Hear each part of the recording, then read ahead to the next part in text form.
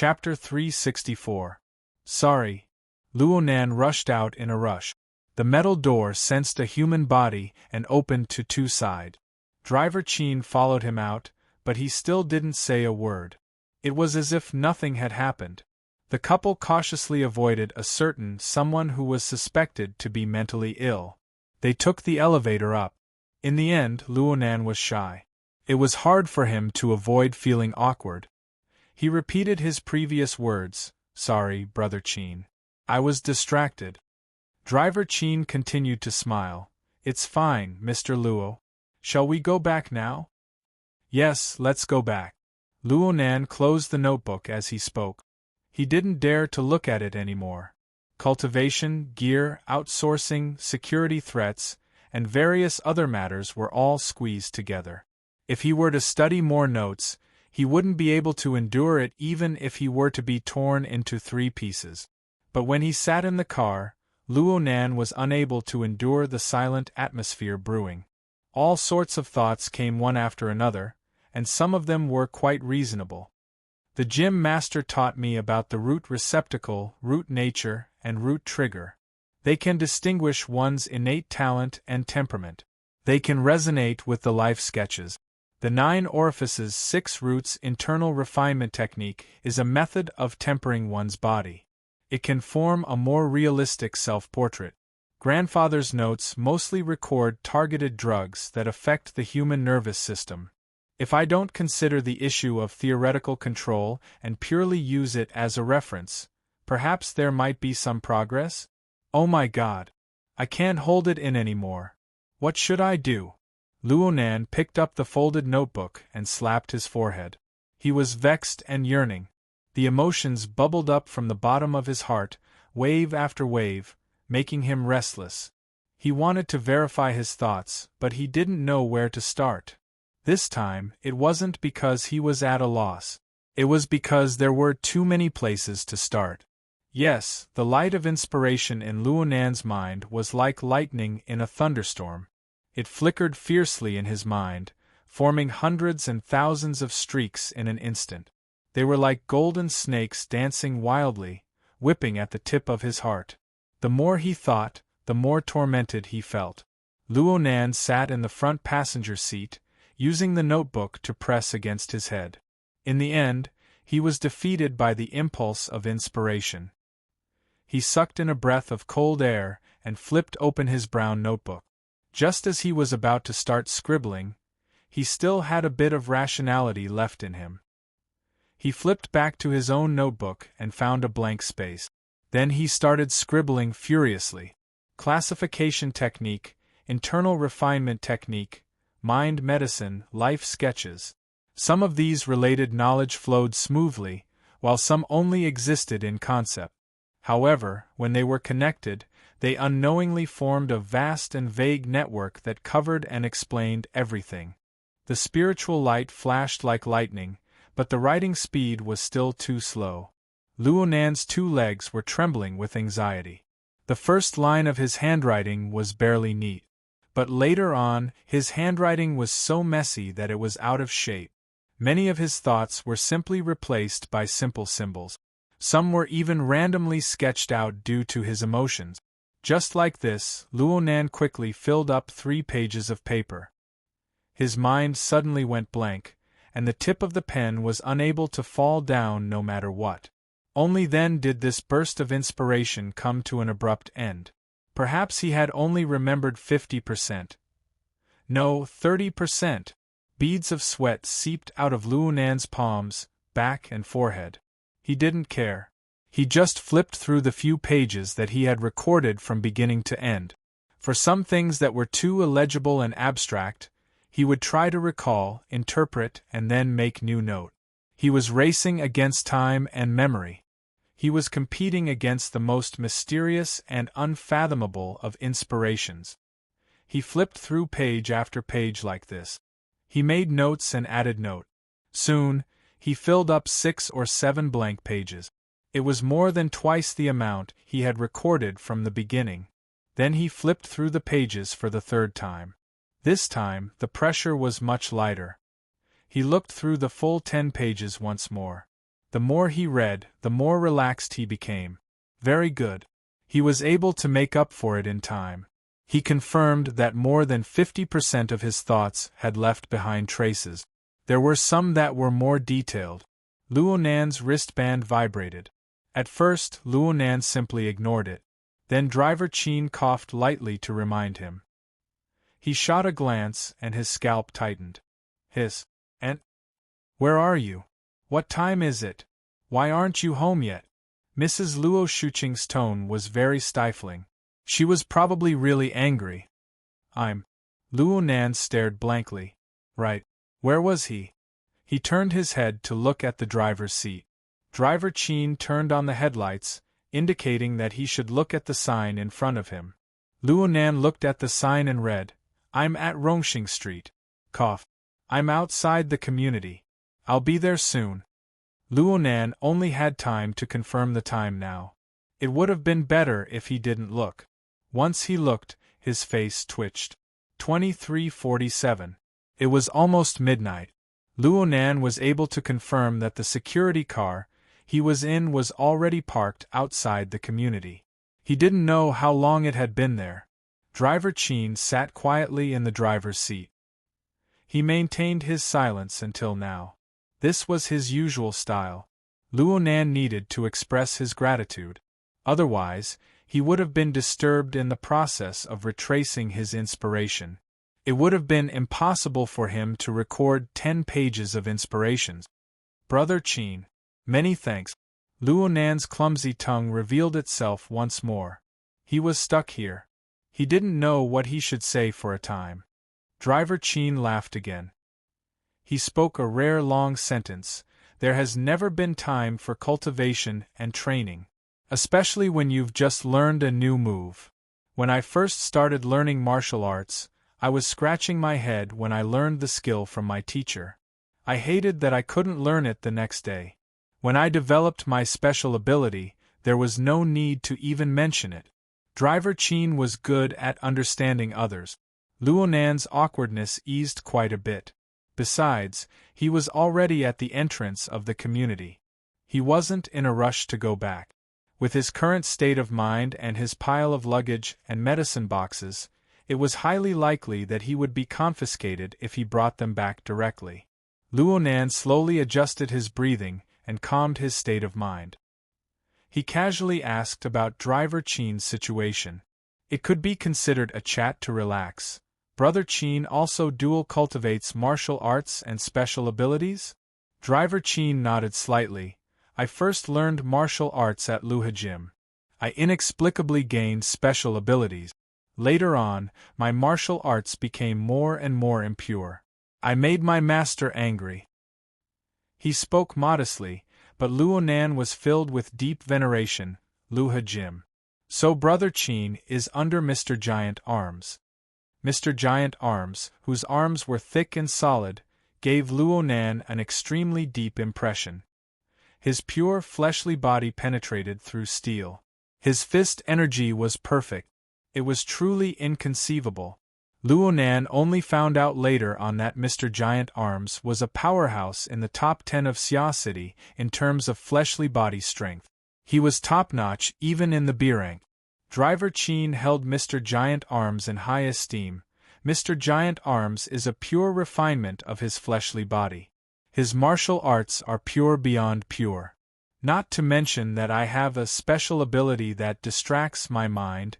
Even my temperament is a bit flat. I'm not really suited for Mr. Giant Arms. I can only learn a little bit of it. Can't special abilities and martial arts mutually promote each other? Driver Chin laughed. My special ability leans heavily toward defense. Mr. Giant Arms pays the most attention to instantaneous explosive power. In the end, there are irreconcilable areas between the two. Luonan grunted. He subconsciously sized up Driver Chin a few times, but he forgot that his mind was currently excited. His soul strength was especially active. He subconsciously clairvoyantly. In an instant, Driver Chin's form seemed to fade away. A group of simple stars were arranged within. They were connected to each other, forming a peculiar image. This was a life sketch. Oh, there was more. Chapter 365. Inside and outside of Chauffeur Chin's concise and abstract life sketches were countless sand-like stars. They flickered in and out of existence, radiating a dim light. Luo Nan could not help but compare the life sketches he had observed before. This was especially true for Cat Eyes and Zhang Yingying, the targets he had once focused on. Every star they presented was resplendent with radiance. The contrast with the gloomy void was extremely intense. It was like silver-white wax tears dripping down on a black paper.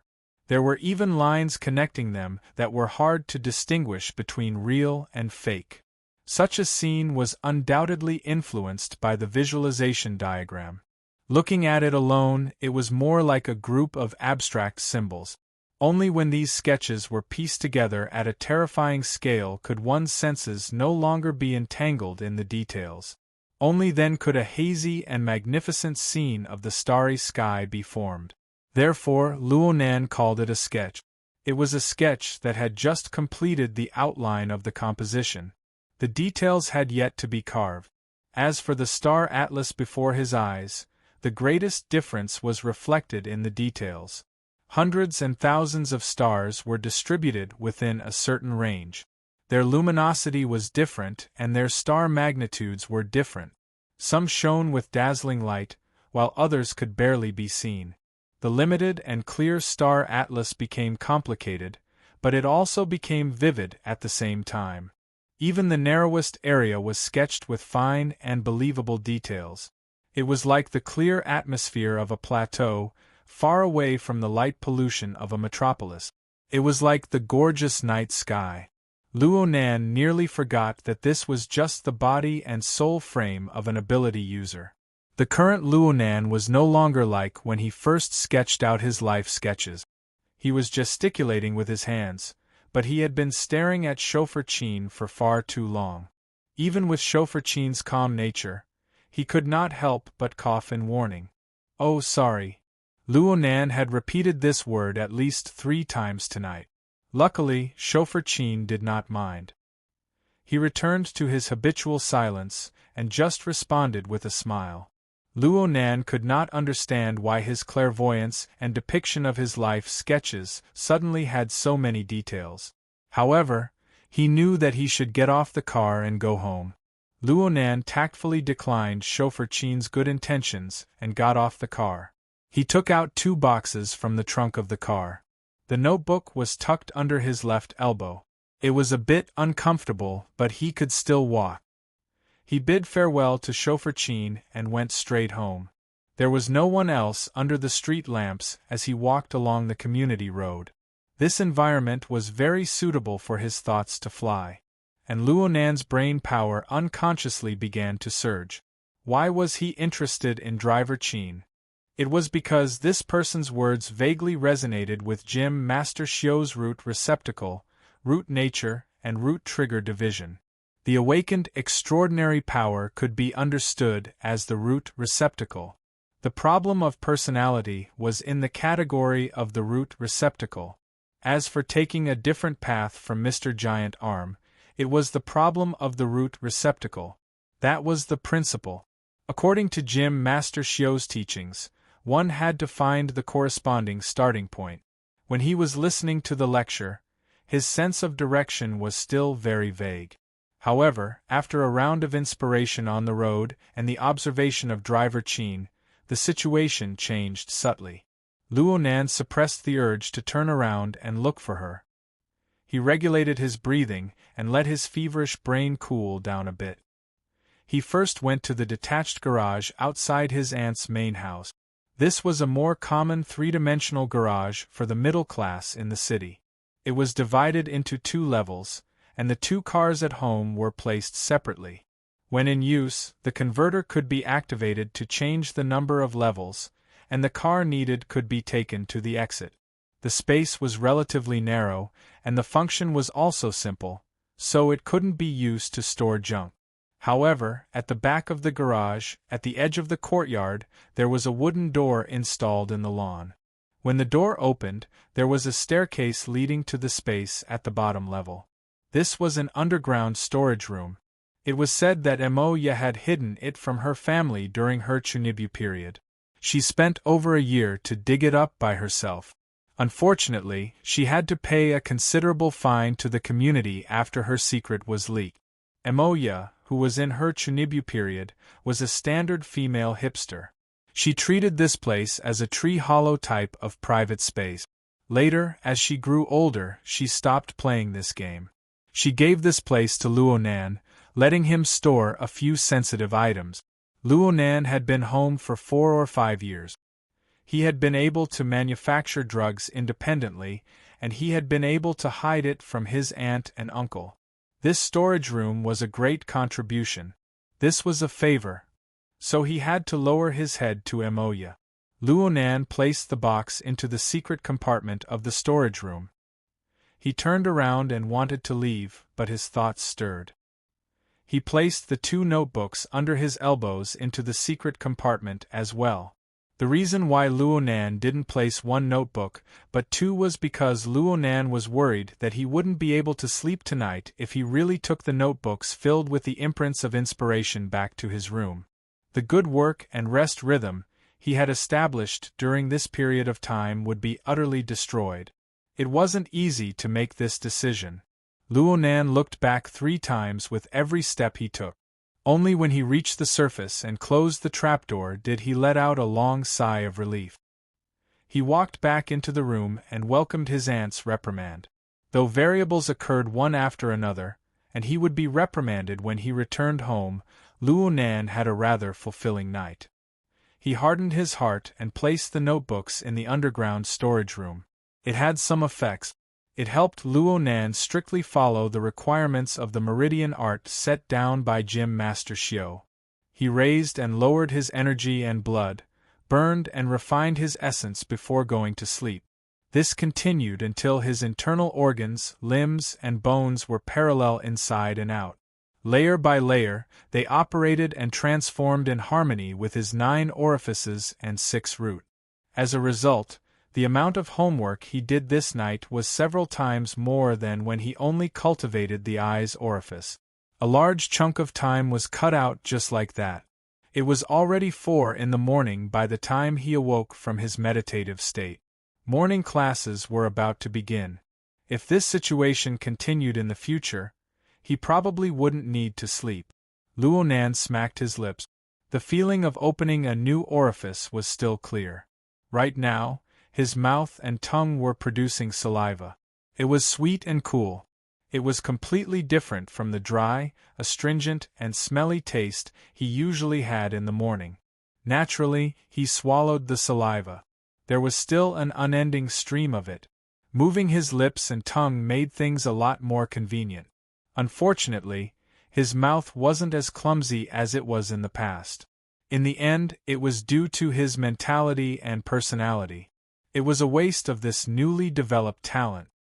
He experienced this small change in his mouth and tongue when he first learned it last night. Right now, it could only be said that he didn't need to rinse his mouth.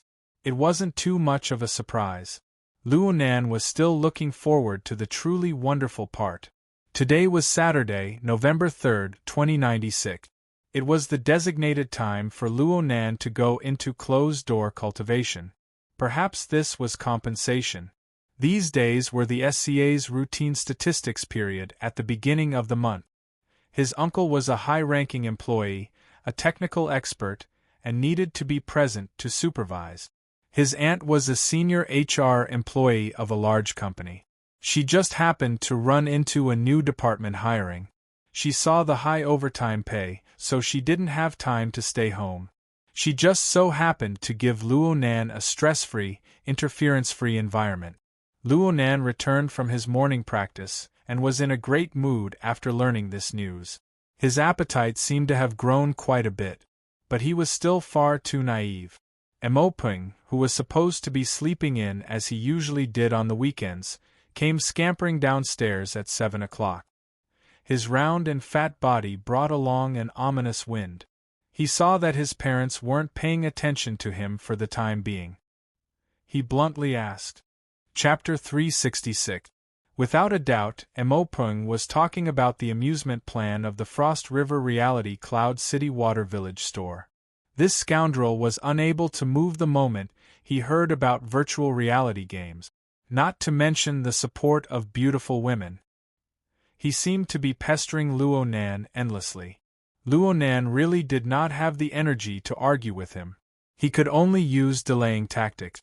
The students will all go home on the weekends. Who would go to the large living area to hold a party? Yeah, then next Monday. Hey, are you urging me to skip class? Emopung had the heroic feeling of risking his life to accompany Luo Nan on the surface, but he had the wretchedness of shifting the blame to someone else. Luo Nan went directly to the dining room. He used his aunt and uncle as a shield to escape from Emopung's pestering. Emopung hurried from behind. Next Monday. Next Monday. It's a deal. Luo Nan responded carelessly, but he could not hold back his evil thoughts. If you talk any more nonsense, I'll call Zhang Yingying over and have that sister properly fix you up. They finally made it through breakfast. Emopung was someone who could not stay idle. Other than sleeping in on the weekends, he had a rich and colorful life. He was the first to go out. Then his aunt and uncle left one after the other. Of course, his aunt could not avoid giving him instructions. She even set up the operating mode of the AI housekeeper. It made Luo Nan feel that he was infinitely close to being a mama's baby. Who said this? Damn, it was that bastard Emopung. Were those two siblings sent by the heavens to torment me? Luo Nan rolled his eyes. He tidied up the bowls and chopsticks, patiently cleaning the dining room and the kitchen. During this time, the so-called native species gene and ecological maintenance business began a new day of docking. Peony led Inc. and met up with Trigate Securities operation team. They began another on-site meeting. Today their plan was to study the Forest Wall district. Tomorrow they would study the River Wu district. If everything went smoothly, Luo Nan could slack off for the next 2 days. He could spare some time and energy to ponder and verify his latest findings. I'm finally on the right track. Luo Nan let out a long sigh. He went to the underground storage room next to the garage and retrieved 2 notebooks. Then he went into his bedroom, determined not to come out for a day. Luo Nan sat cross-legged on the bed in his bedroom. He flipped through the pages filled with countless inspirations. He had only taken a few glances when his blood boiled with emotions. It was as if a fire had been lit in a well that was overflowing with oil. It burned with a rumble once more. Luo Nan took a deep breath. He knew that it would be very hard for him to truly sink his heart into contemplation if he didn't control his emotions. However, he had already suppressed it for an entire night. He wished that he could tackle this problem even in his dreams. Suppressing it again was easier said than done. It's better to disperse than to block. Luo Nan muttered a few words and his mouth cracked open. His surging soul strength was like a flood from a broken dam, flowing in all directions within his blossoming smile. The sky outside the house was clear and bright, but when the image was projected into the Heart Lake, it instantly turned gloomy and dark. The hazy starry sky unfolded in Luo Nan's heart, covering an area of several dozen square kilometers. The life sketches of the thousands of households in the community and the tens of thousands of living beings were reflected one by one. As the living starry sky appeared, the suppressed heart fire spread throughout the starry sky. Soon, the heat dissipated, leaving only a little life fluctuation that resonated with the stars in the sky. Luo Nan's mind unconsciously became clear and transparent. He was in the clearest state. He was not in a meditative state, but he seemed to be in a meditative state. He sensed the interference and resonance between himself and the lives of others, and a direction of action naturally jumped out. He didn't get tangled up. He took advantage of the situation and the center of the vast Star River. The visualization diagram that belonged solely to him naturally appeared. The structure of the tetrahedron, the inscribed sphere, and the outer scribed sphere corresponded with the tens of thousands of life sketches. They converged together. The long river of starlight flowed over the format pyramid. It seemed to completely submerge it, and a clear hierarchy appeared within the format pyramid. It was orderly and not chaotic in the slightest. Ever since that night at Frost River Reality, Luonan's format pyramid had already merged with the Star River converged by the life sketches. However, it was also relatively independent. It seemed to act according to its own rules. Only when the domains clashed would the format pyramid's dominance become clear. But this time, the towering and unmoving format pyramid seemed to undergo a subtle change under the radiance of the tens of thousands of stars. There should be a change. Luonan spoke to himself in his mind. His way of thinking had undergone a substantial change under the assault of countless rays of light and fire. The format pyramid, the foundation of his body and soul, had to undergo a corresponding change in order to prove that it was real. Luonan's telepathic light shone from above, probing the visualization diagram inside and out. What was originally a fuzzy feeling turned into a clear understanding. The format pyramid of the past was a simple combination of geometric figures. It could be considered a conceptual expression, but now this group of figures had a few more details. Points, lines, and planes were joined together, revealing the conformation of light and shadow and an even more marvelous texture. Similar details continued to increase, so much so that the concise conceptual diagram was a bit unsuitable. After all, a concept was a concept. The corresponding idealized diagram was far too rigid. Luonan's thoughts stirred, and the visualization diagram, which was stuffed with rich details, was like a sandcastle piled up by the seashore. It collapsed in such a manner, scattering countless streams of silver-white light into the void. Holy crap! Luonan's mind instinctively tightened. But before his nervous emotions could surge, his clairvoyance mind was filled with thousands of stars of varying brightness and darkness. That's right. The conceptual combination of points, lines, and planes suddenly transformed into thousands of stars. They were arranged and spread out, transforming into a group of resplendent constellations. They mutually referred to their corresponding structures. Looking at them as a whole, there were still traces of the rules of a tetrahedron, an inscribed sphere, and an outer-scribed sphere. Luonan stared blankly for a moment. His visualization diagram changed from a conceptual geometric figure to a more substantial star arrangement and constellation structure. Wasn't this a life sketch? This sort of situation was very similar to the situation when he used clairvoyance with Driver Chin yesterday. Luonan wanted to bite his finger. His mind was filled with confusion, absent-mindedness, and excitement. The construction of his self-created life sketch had completely blasted apart the barrier of laws between the format pyramid and the living starry sky. It was like an exquisite mathematical transformation. The two unrelated domains were drawn under the same rule, expanding and enriching its contents a step further. Countless details that could be researched were added.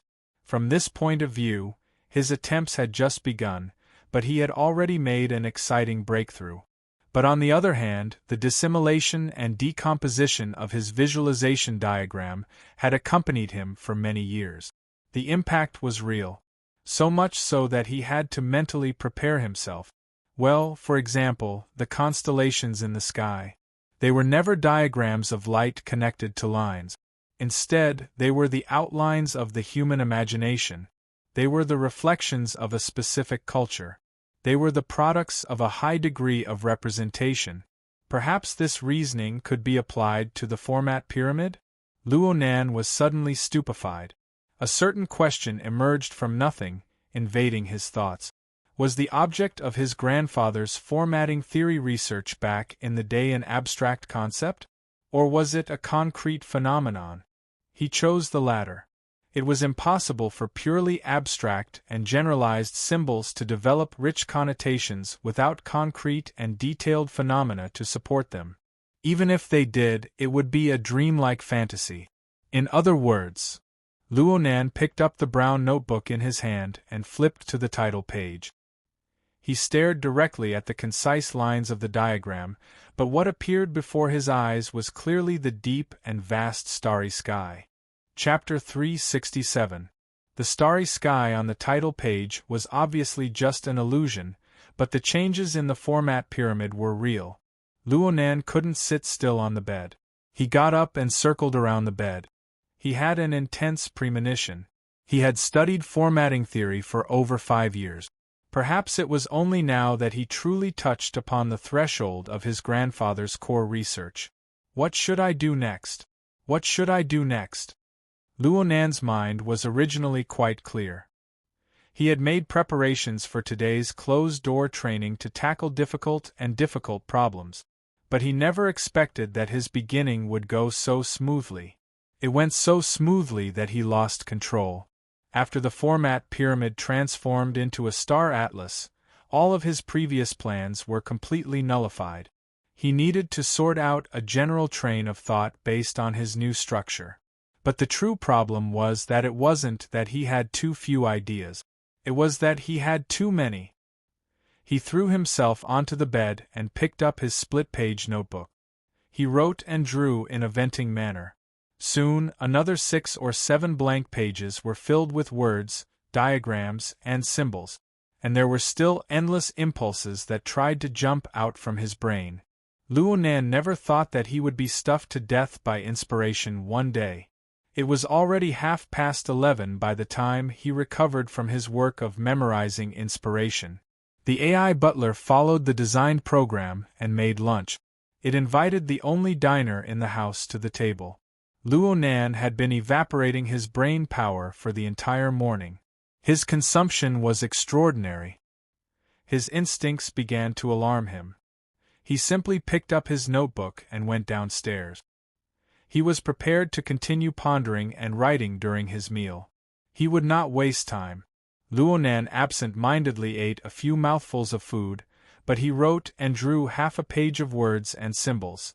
He didn't feel that there was anything wrong with this. He could even continue doing this at the dining table. Another preset reminder came at this time. It's time for the afternoon class. Sweat it out, young man. The hexaear vibrated. Shuelei's thick voice was mixed with stifled laughter. It was exceptionally comical. This was a reminder he had recorded a few days ago when he had nothing better to do. It was specifically set up to control his work and rest time. Jim Master Xiu's teachings were intrinsically very rigorous. He paid the most attention to habits and tempo. He believed that good cultivation habits and efficient tempo were the foundation for achieving martial accomplishment. This was especially true after Luonan achieved success in the heart lantern of the eye's orifice. The demands on his side were even higher.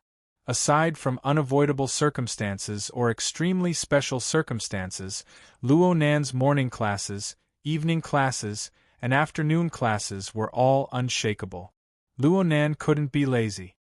Shuelei was a good friend, and at the same time, he was the most serious and inflexible supervisor. After over a dozen days of strict control, Luonan had already formed an initial cultivation rhythm under the external supervision and internal urging, and because of the true feedback from the internal refinement technique, he would be a bit unaccustomed to messing up his rhythm. Luonan looked at his watch and struggled a few times in his mind. In the end, he closed his eyes and pushed his notebook to the side. He sped up his eating speed. The benefits of coming in contact with the mouth and tongue acupoint yesterday were also evident. His digestive tract's ability to decompose water grains and transform essence qi had improved significantly. Luonan vaguely felt that what he was eating wasn't a tasteless, nutritious meal. Instead, it was strands of essence energy that seeped into his body. The essence energy endlessly circulated throughout his body as he ate, making up for his lack of energy. The progress is excellent, and the vital energy in the 5 viscera is stable. There's no obvious imbalance. According to Jim Master Xiu's words, the root receptacle is thick and the foundation is firm. It's enough to bear. His Luonan suddenly realized something. He nearly stabbed his chopsticks into his nostrils as he subconsciously ate his food. He couldn't care less about his sorry state. His mind spun. The progress of the body gear is under Jim Master Shio's control. Although it's still weaker than the God gear, it's solid with every step. The so-called body is like a mountain, densely planted with thick soil. It's not bad at all. In comparison, the God gear driven by formatting theory is advancing like a hurricane. The growth is out of control, and it's already quite troublesome. If I were to be urged by a flash of inspiration and erupt a second time, would I still want this little life of mine? Luonan's back was drenched in sweat when he thought of this. He flipped through his notebook once more, and he immediately crossed out all the radical and bold plans. Then he searched for the relatively conservative plans that advanced step by step and carefully pondered over them. That's right. My root receptacle isn't thick in the research of formatting theory. My root nature is unclear, and my root trigger is advanced. I need to carefully sculpt and solidify my foundation before I make any plans. In this way, the idea of turning sketch into sketch is quite appropriate.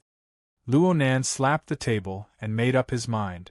He poured the food into his mouth in a few mouthfuls, tidied up a bit, and went upstairs for his afternoon class. Luonan performed a round of cultivation. The vital energy of his 5 viscera circulated, and the light trembled of his muscles, skin, and flesh.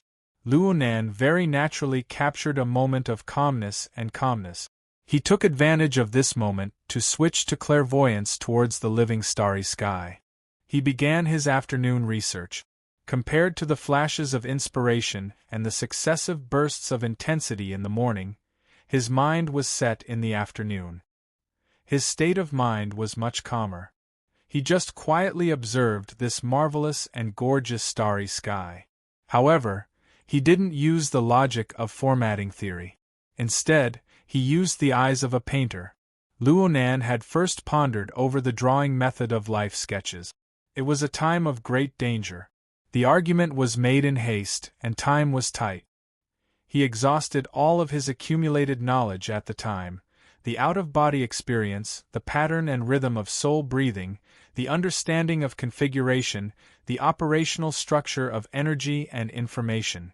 This included his many years of sketching skills, his experience in drawing thousands upon thousands of sketches, and his keen grasp of a character's characteristic. Luonan was able to integrate super-complex elements to complete such a magnificent masterpiece. It was enough to be proud of. But from the harshest point of view, there was always a difference in judging standards between a rushed work and a meticulous work. In the end, a life sketch was just a sketch. It was a rough impression captured through the use of sketching technique. Composition, proportion, structure, and all sorts of details were far from perfect. Needless to say, Luonan was still lacking far too much at the time. He didn't have the ability to bear the burden. He didn't have the insight and experience. But now, through learning from Jim Master Shio, cramming in the basic knowledge of the inner world, and practicing the coupling effects of the God gear and the body gear, Luonan patched up one flaw after another. He was like a young painter who had achieved minor success in his craft. Luonan turned his head and looked at the draft he first practiced with. It was too horrible to look at, but he knew where the flaws were and how to fix them. The overall order of the living starry sky existed, but the precision of the diagram was lacking. The image was large and impractical. It had already formed a basic mold, but there was practically no room for refinement. If Luonan wanted to fix it, he would have to transform the star atlas into the format pyramid and the star atlas into reality. These were his directions. Luonan slowly adjusted his breathing. The starry sky pieced together from the life sketches was like a newly completed composition. A draft of the structure was just waiting for him to use the tip of his brush to outline even more exquisite layers of light and shade, to reveal even more crucial details. Chapter 368. Luonan decided on a preliminary direction, but he wasn't in a hurry to get started. Just like a qualified painter, Luo Nan would never hastily put his brush to work. What he faced was not a blank piece of paper, but a deep and complex starry sky. He flipped through the split-page notebook in his hand, found a blank page, and wrote solemnly with a pen, "The first rule begins with me. Push yourself to others." Looking at the current situation, the easiest and smoothest choice to correct the life sketch was external clairvoyance. Driver Chin was a good example. At that level, the answer was already laid out before his eyes. But Luo Nan was fully aware that this was not enough. Without the link of self-reference, it would be hard to estimate what kind of flaws would exist in the work. The first version of the life sketch was limited by Luo Nan's level of understanding at the time. It practically lost the space for further refinement. Luo Nan needed to take this as a warning. But it must be known that self-reflection had always been a difficult part of cultivation. It was said that the most important thing was to know oneself. Gym Master Xiao had emphasized this last night with similar words, and Luo Nan had said early on that he wasn't good at self-portraits. These were not words of modesty. Of course, looking at it from another angle, high consumption often represented high returns. Although this method was difficult, it was a process of defining principles and standard. Only by polishing oneself would one be able to reflect external objects more clearly. The essence of the root receptacle, root nature, and root trigger subdivision techniques taught by Gym Master Xiao were here. Luo Nan chose a path that was difficult at first, then easy at the end. He needed to climb the steepest peak. Only in this way could he solidify his foundation and avoid the fatal danger of formatting theory's uncontrollable growth. Luo Nan paused for a moment, then wrote another line. The second rule, observation comes first. Multidimensional reproduction. Luo Nan used his drawing techniques to take a picture of the living starry sky. Whether it was sketching or sketching, neither was a skill that relied on imagination. He needed to have a real object of observation. There was nothing much to say. Luo Nan's object of observation was himself. This was not a simple drawing in a mirror. Instead, he needed to probe the frame of body and soul. He needed to take the form and the soul, and he needed to correspond with the form of the star atlas. Most of the various elements involved the mental plane.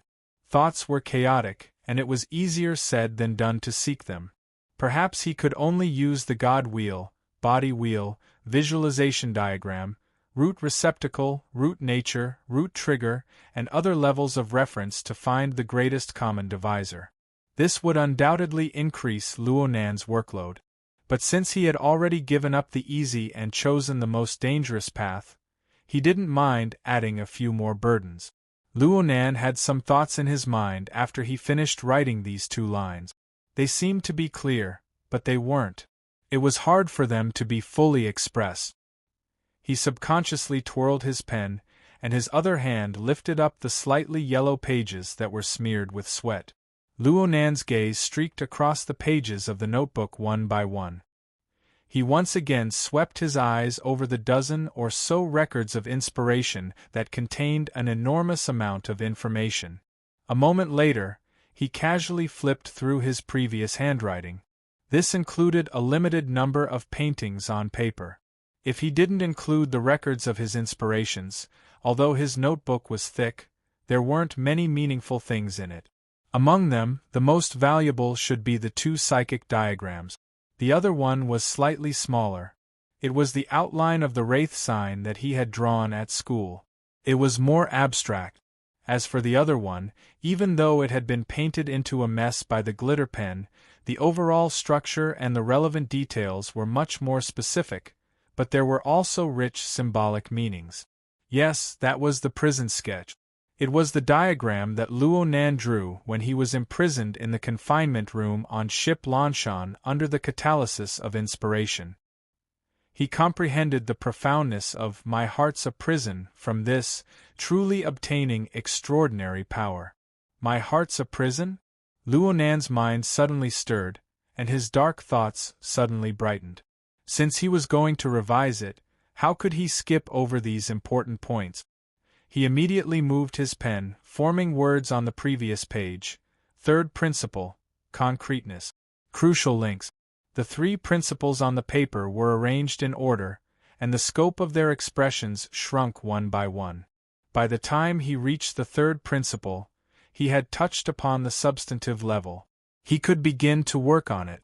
My Heart's a Prison had a special role in Luo Nan's formatting theory research process. If Luo Nan really wanted to make a move, choosing this node was quite suitable.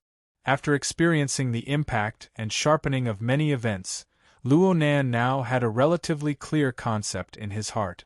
My Heart's a Prison, including formatting theory itself, was essentially the materialization of some sort of compelling rule. It was just like what he sensed from the depths of the mental plane during the incident at Frost River Reality. It was an inconceivable order frame. It was internalized into the structure of a person's body and soul to achieve the final result. Luo Nan found a more appropriate explanation of Eastern metaphysics during the time he was learning from Jim Master Shio. One with the world. There was a similar statement in the classical scriptures. It was said, "Man follows the earth follows the heaven follows the Tao, and the Tao follows nature." All right, he had to admit that the words of Eastern metaphysics were far too rich in meaning. There were often many interpretations. It was very likely that he would be led into a ditch if he were to chew on the words one by one. He simply used this kind of imagery to draw a classical visualization diagram on his notebook. It was a combination of a tetrahedron, an inscribed sphere, and an outer scribed sphere. The inscribed sphere symbolized the self format, the outer scribed sphere symbolized the heaven and earth format, and the tetrahedron in the middle represented the societal format. From the perspective of a pure cultivator, he could temporarily discard the societal format. He could pay more attention to the relationship between the self format and the heaven and earth format. However, this topic itself was far too large. It didn't conform to the principle of concreteness. Luo Nan simply discarded it. He no longer considered the overall framework. He only sculpted the details. In other words, he gave up on the large topic of how to create the heaven and earth format. He chose the following branch: how to manifest the creation of the heaven and earth format with the self format. It seemed to be too large. Then he continued to choose. As he went down the levels, Luo Nan's mind became clearer and clearer. The basis for his choice became clearer and clearer. He didn't even need to think about things like fundamental theories.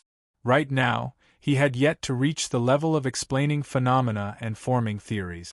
Discovering problems, observing phenomena, collecting data, and then summarizing basic logic was everything he could do for now and for a period of time to come.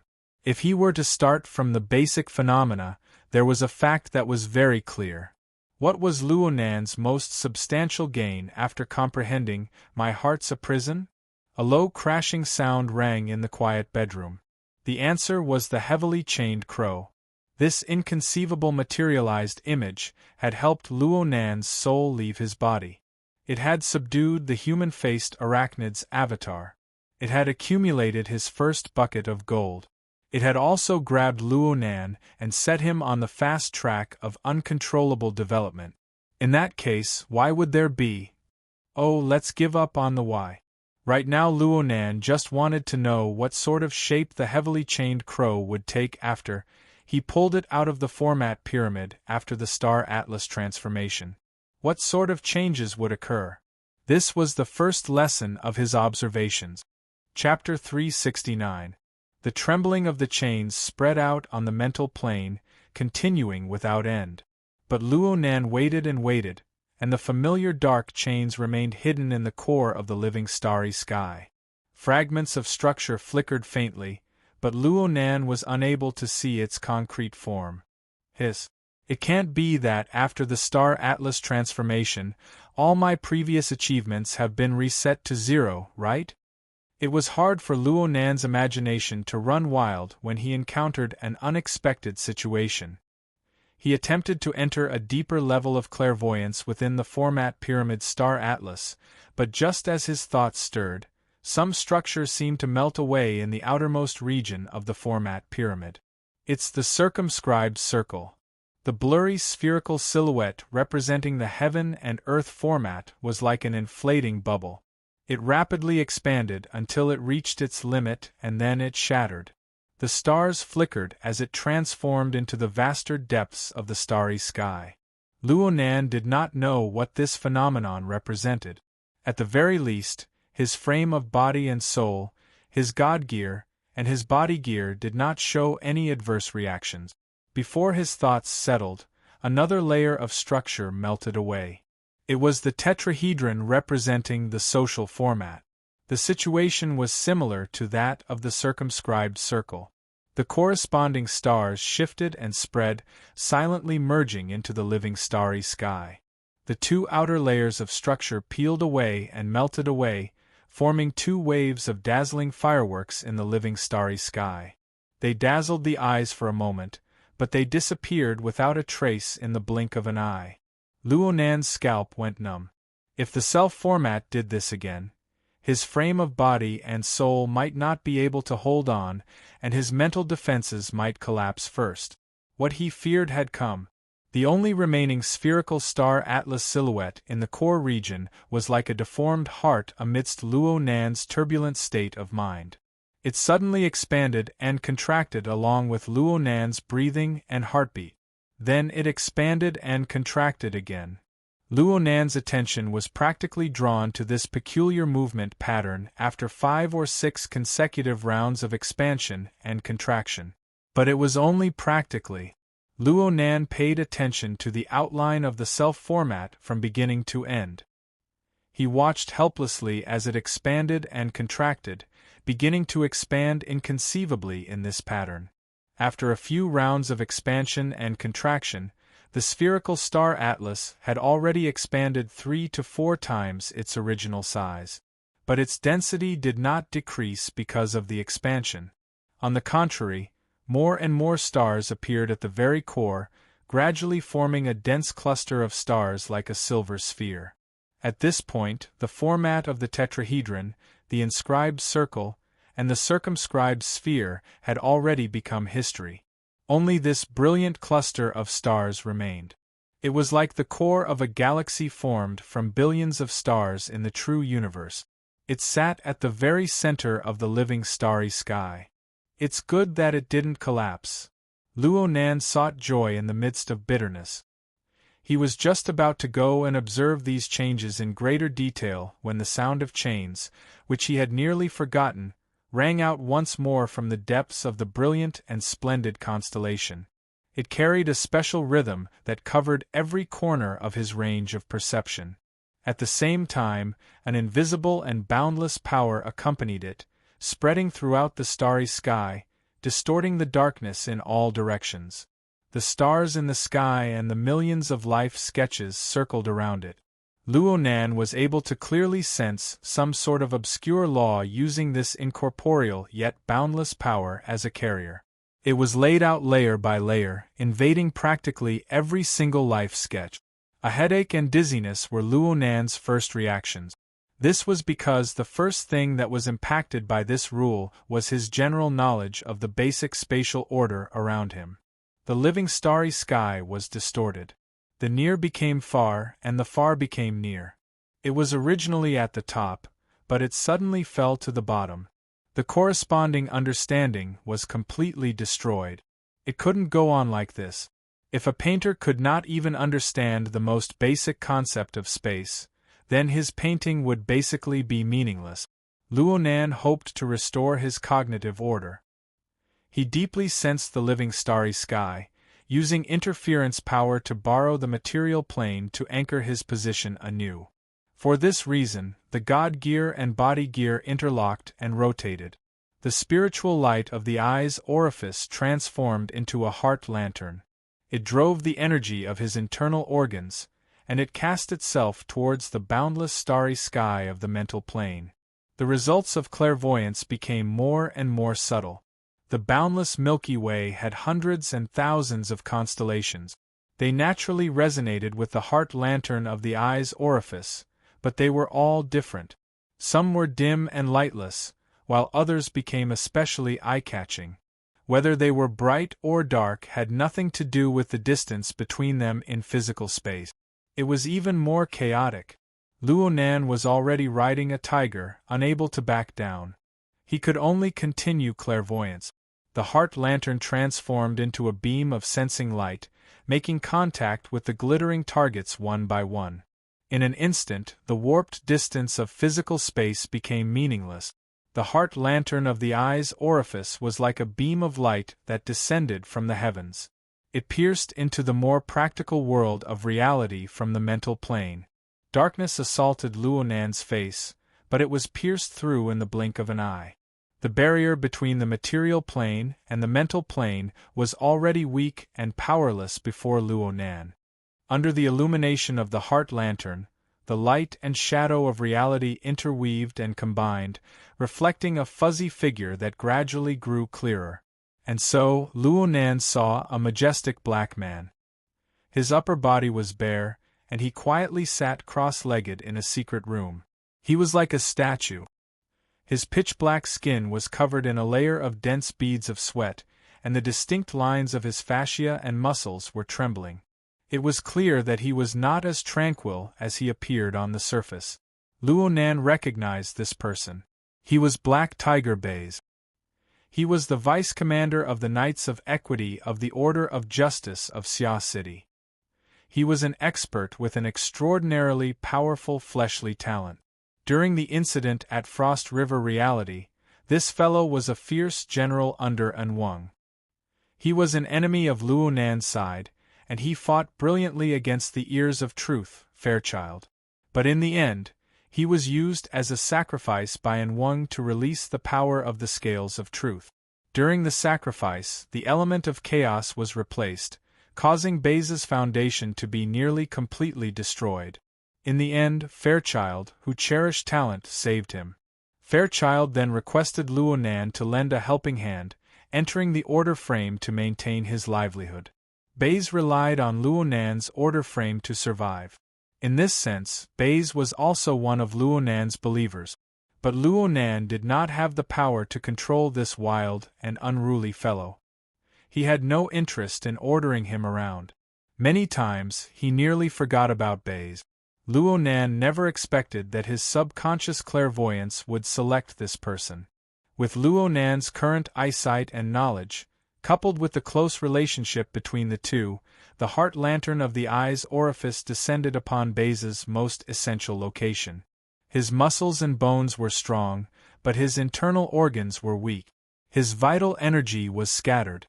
His human frame had collapsed. Only by following the order frame bestowed upon him could he survive. Bays was still in the recovery period.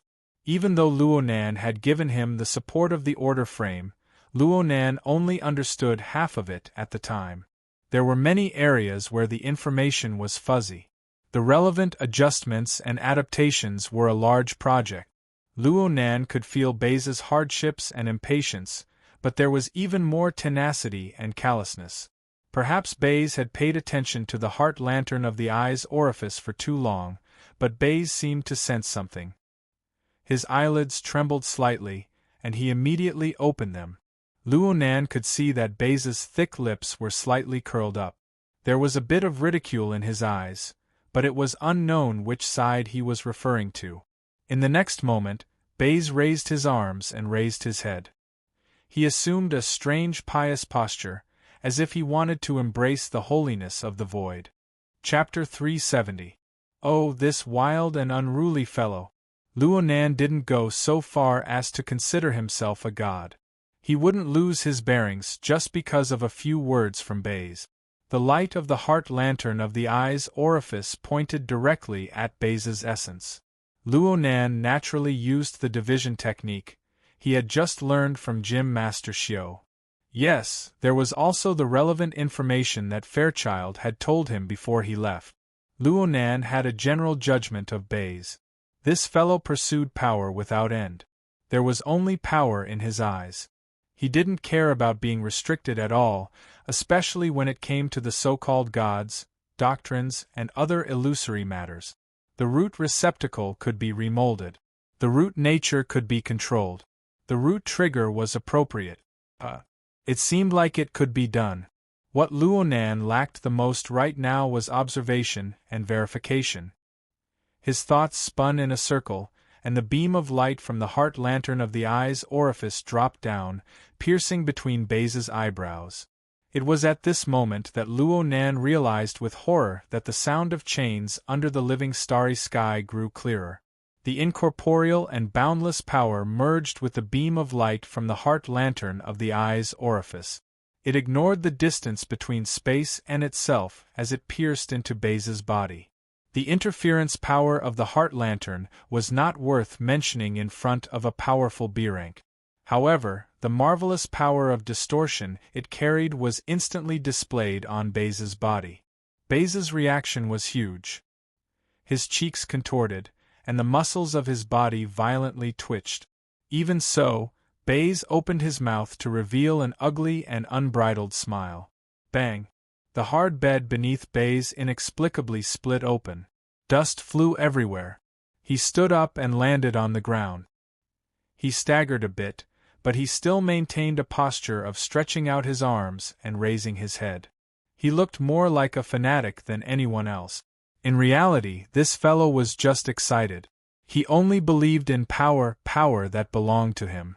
Baze's foundation had been corroded by the chaos element, and he had been repeatedly tortured by the half-baked rule that Luonan had given him. He was at the weakest point of his life. His internal organs, muscles, bones, skin, and flesh were only in shape. His functions were scattered. But under the illumination of the heart lantern of the eye's orifice, the marvelous power of distortion of the living starry sky poured in. The power of distortion represented some sort of hidden and powerful rule of order.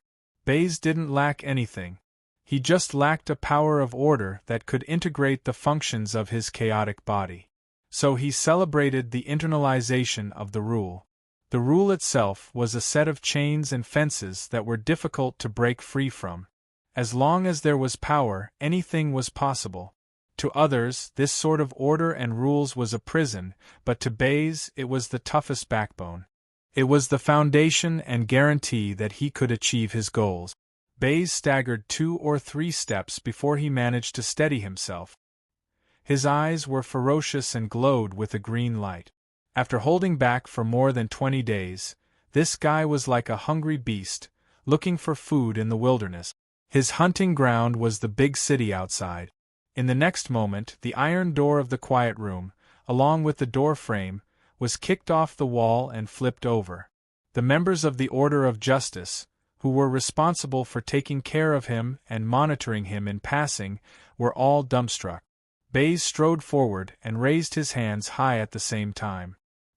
He shouted at the ceiling, or at the higher realms, in a pious and crazed manner. "Praise you!" Evidently, he was quite satisfied with the formless yet powerful rules of order. He felt that the power he had gathered at his current stage was worth the price he paid. The Order of Justice of Xia City was undoubtedly at its weakest right now. After Baze reconstructed the frame of his soul, he recovered most of his strength to its peak state. Even First Ablatum Jing Shao, who was temporarily in charge of the Order of Justice, didn't have the guts to stop him. He could only let Baze swagger away. It seemed like he had done something wrong. Luonan watched Baze laugh loudly as he walked out. He felt an inexplicable sense of guilt. He shook his head, leaving a portion of his mind as a precaution. Then he continued his journey of clairvoyance with the heart's lantern. In the end, a weirdo like Baze was just an exception. The sky gradually darkened, and the night world of Xia City was rapidly recovering its vitality. In a dimly lit alleyway, a drunk woman was yelling in a language that no one could understand. She tore off her denim jacket and covered her forehead with it. She tried to block the invisible beam of light, to block the binding that came at the same time that terrified her even more. Of course, everything was futile. The drunk woman cursed loudly. She poured the remaining alcohol in the bottle onto her head. The alcohol flowed down her hair and dripped onto her tender shoulders, soaking her sexy, tight-fitting chest. This sort of action was unable to sober her up. The drunk woman staggered out of the alleyway, but she ran into a few mischievous hoodlums. In the next moment, the empty bottle of alcohol exploded on the heads of this group of blind fools. Luo Nan smiled wryly, and the heart's lantern spun once more.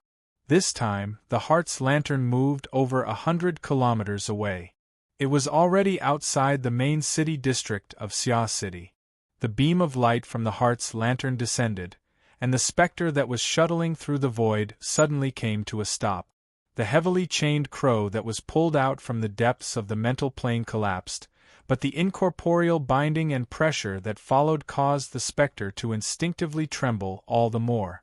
For a time, it didn't budge no matter how the person in charge of grazing urged it. The heart's lantern illuminated them one by one, and Luo Nan saw ink let out a coarse squawk. It ignored the restlessness of its own kind and the curses of the residents. It flew up and circled in the night sky. Luo Nan also saw Xie Junping, who was at a certain religious site. He raised his head to look all around, but he was at a loss. There was also another person. Her slender body lay quietly on a sickbed. Her eyelids moved slightly, but she never opened them. Correspondingly, a lone star that had been hidden for a long time streaked across the living starry sky. It circled half a circle before fading away once more. Everything returned to tranquility. Luo Nan looked around, and the glow of the heart's lantern grew brighter. It reflected into his heart, causing Luo Nan to suddenly come to a realization. The living starry sky was warping, but he was actually quite familiar with the order that appeared within the warping. He was even more familiar with it than the multiple explanations of the spatial order of modern physics. He lowered his head to look at the notebook in his hand. There was the classic visualization diagram that he had just drawn.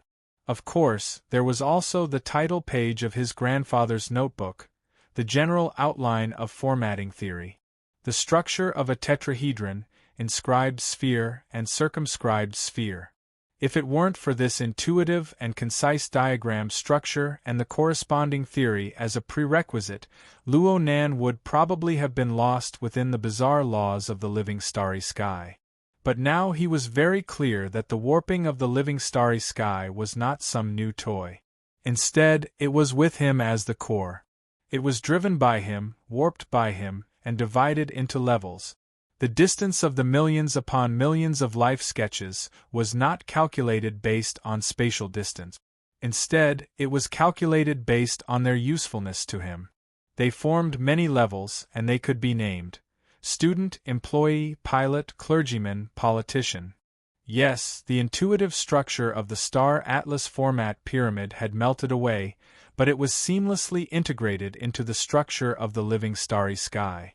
Its rules were no longer like geometric diagrams. After undergoing a high level of generalization, they appeared simple and intuitive. Instead, they were hidden deep within the living starry sky, appearing in an objective and subtle form. Perhaps Luo Nan was just a naive and clumsy student when faced with the boundless and majestic living starry sky, but he had long since obtained a standard answer. Chapter 371. Once again, Luo Nan discovered that his train of thought had run too far. What he wanted to do at first was just to observe the heavily chained crow. But who would have thought that this toy would undergo a phaseless transformation the moment he made contact with it? It transformed into an incorporeal power that enveloped the living starry sky. It naturally guided him to the level of "my heart's a prison." The range expanded in an instant, and the relevant connections became even more complicated. Most people would not be able to separate themselves. Looking at the effects of the self-format on the living starry sky, how could one clearly distinguish between inside and outside? Right now, only the core of the dense cluster of stars still maintained the outline of the self-format. It could correspond with the classical visualization diagram. As for the societal format, the tetrahedron was already old news. This toy could be said to encompass the entire living starry sky. In any case, from the concept of formatting theory, the societal format was centered around the self. It formed a social structure that could be used by the self. There was no problem with this judgment, given the strength of the current distortion of the living starry sky. Just these 2 points encompassed everything that Luo Nan could currently observe with clairvoyance. Even so, there was still no place for the heaven and earth format. If Luo Nan still wanted to observe the heavily chained crow in this situation, he would be under the suspicion of not turning back until he hit a brick wall. Luo Nan pondered that he could set a slightly broader target for his observation. He still remembered that half a month ago, he had received Jim Master Xiu's guidance in the Daoguan. He had entered a deep meditative state and had seen the internal structure of the self-format. He only remembered that the chains were crisscrossing, dense like a spiderweb, mysterious and unfathomable. Would such a situation change after the heavily chained crow mutated and became illusory? Luo Nan was even more afraid that he would do something else with this thought. He no longer hesitated, and the light of the heart lantern changed direction. This time, his telepathic thoughts successfully penetrated the dense cluster of stars. They collided head-on with the brilliant and powerful light that was like the radiance of a myriad of stars. Fortunately, such a powerful light only flashed on the mental plane. The heart lantern of the eye's orifice swayed slightly, automatically adjusting its interference strength and changing the coupling method. This wave of powerful light dissipated into nothingness. Luo Nan had once heard Jim Master Xiu say that the heart lantern of the eye's orifice was the first of the 9 orifices and 6 roots in the act of introspection. After all, everyone was used to using their eyes to observe. Viewing the scenery and taking images was the most suitable habit, especially since Luo Nan had mixed in the marvelous coupling effect. The mental plane and the material plane interfered effectively. It was like a gentle breeze and faint light. No matter how deep and indistinct the land was, it could be seen. It could be touched. The corresponding information was much more abundant. Through the effective integration of the consciousness, Luo Nan felt as if he was immersed in the scene. At this moment, it was as if Luo Nan had crashed into the center of a galaxy. It was as if he was surrounded by the twinkling stars of a high-density stellar group. It seemed to be near yet far, and it surrounded him from all directions. On the other hand, it was like he'd encountered an enormous black hole at the forefront of his thoughts. It was dark and deep, and it intended to completely swallow his mind. It was indeed different from the last deep meditation experience. Luo Nan's mind went straight to the depths of the black hole. The heart lantern of the eye's orifice pierced through the gloom, illuminating the deep space below. Wow, it's not easy. Luo Nan was a bit surprised. The clairvoyant scene before his eyes overlapped with the scene in his memories to a large extent. Formatting theory's star atlas transformation was so intense, but the core area of the self-format still maintained its basic structure. It manifested as a bottomless pit of deep space. Endless dark chains crisscrossed and weaved together, forming a complex and dense structure.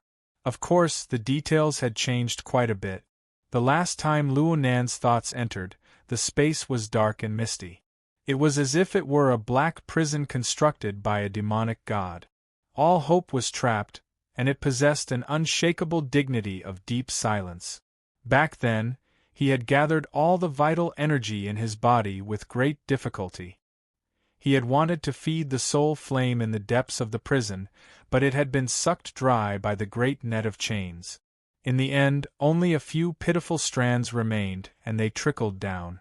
This was why Jim Master Xiu commented that Luo Nan couldn't use his skills on himself. Jim Master Xiu even said that Luo Nan could absorb external technique. This was what Jim Master Xiu meant. However, many days had passed, and the situation was vastly different. Luo Nan had built his foundation through internal refinement. He had achieved success in the eye's orifice, and he had comprehended the coupling technique. The god gear and body gear meshed and revolved, and the interference between the mental and material planes deepened layer by layer. Every step of progress was clear and real. Luonan could see that the stability of the deep space seemed to be wavering a bit. From time to time, subtle explosions would transmit through, causing the tens of thousands of chains to rattle. Upon closer inspection, one could see some structural changes and reorganization. If one were to insist on saying that these unforeseen events were affected by the star atlas transformation, then it would be very hard to find a similar explanation for the increase in brightness and temperature of the deep black prison. The heart lantern of the eye's orifice took a look within itself. Luonan's thoughts did not need to dive too deep. He could clearly see the halo of light at the bottom layer through the many layers of chain structure. There was also a bit of heat that rose up, closely intersecting with the vital energy that constantly seeped in. Looking down a bit further, the soul flame could be seen within the net of chains. It was extremely lively, especially when the beam of light from the heart lantern fell down. The energies of the two sides connected, and the soul flame became a bit crazed. It exploded and ignited, and the tail of flames soared. It broke through the lowest layer of the net of chains, and was about to burn to the middle section. Luonan could vaguely see that the lowest layer of chains had broken. Half of the chain hung down from the tightly woven net of chains. It lay low by the side of the soul flame, receiving an even more intense calcination. There was a great sign of mutation. Wonderful! Truly wonderful! Luonan already had a general confirmation. If the star atlas transformation of the format pyramid was said to be the embodiment of formatting theory's external influence and method of use, then this black prison was the embodiment of his level of control and manipulation over formatting theory. In the past, he could only be said to be a user of formatting theory. He was like a driver, a jailer. He had to act strictly according to the rules drawn by formatting theory. But the current situation was clearly reflected. No matter what sort of changes the star atlas transformation of the format pyramid brought, formatting theory, this external technique, was suppressing Luonan's core strength. It was shaking, and Luonan began to obtain more and more autonomy. His progress was without a doubt. Luonan couldn't help but let his imagination run wild. What would happen if the soul flame completely covered this dark prison, completely incinerating these thousands upon thousands of dark chains? What sort of situation would that be? Luonan let out a long breath. He felt that he had gained a great deal, so he temporarily stopped his internal clairvoyance. He drew a perfect end to today's closed-door training. It was already late. His aunt and uncle would probably be back soon. It would not be good to hole up in his room any longer. Luonan's body fell back, and he stretched his back on the bed. He moved his muscles and bones a bit, relieving the strain of sitting for a long time. But a certain feeling collided with his mind just as he unfolded his arms. It caused his body to freeze on the spot. His soul strength seemed to have grown again. It was explosive. Chapter 372. What the hell? Luonan really did jump out of bed. His head instantly swelled up. This didn't make sense. He didn't have an out-of-body state. He didn't sense the wraith sign hunting. He didn't do anything else. Fine, he did quite a few things. But what did these things have to do with the explosive increase in soul strength? He immediately restrained his thoughts and returned to a more realistic plane. He observed the coupling of the god and body gears. The water level of the vast iceberg ocean continued to rise. It showed no signs of stopping. He had already jumped out of the mental plane. Was it still not over? Could it be that the "my heart's a prison" mode created vampires? Why? Fine. Why again? Luonan calmed his mind and tossed aside the relevant questions. He helplessly returned to the mental plane. He concentrated his mind and searched for the crux of the problem. The formatting theory system had completely merged with the living starry sky. Luonan also knew the standard answer in advance. He understood the relevant operating principles. Many things appeared especially intuitive. Without the tangible chains, the formatting theory system that covered the starry sky turned into an incorporeal prison. Luo Nan changed the locking mode of the chains, but the prison was simply wiped out in one go. Under the constraints of the incorporeal laws, the various living beings under the starry sky more or less reacted to Luo Nan. The vast majority of them had relatively small effects, but they could accumulate and naturally form a scale. Looking at it from this angle, Luo Nan suddenly had a hypothesis. It was just a hypothesis, the reason for the uncontrollable growth of soul strength. From the current state of the living starry sky, a complete formatting theory system was not just Luo Nan's single-person mode. It encompassed the vast structure of all living beings within the range of his perception. It was like a planetary system. Luo Nan was the sun at the center of the system. He possessed the greatest mass. He formed a gravitational force that attracted the other celestial bodies in the vast starry sky to revolve around him. A few of his believers interacted with him to a deeper degree. They were the planets, asteroids, comets, and so on of the system. The vast majority of people interacted with him to a very shallow degree. They were far away from him. They didn't even belong to this star system, but they more or less had a connection with him. If it was just a planetary system, then so be it. But there were many more links in the interaction between people. Using coupling theory to explain, the formatting theory system was composed of many gears, big and small, inside and outside, pieced together. Under the strict system of principles, they were all one, forming an exquisite internal structure. Each level, each rank, each group, each distinction.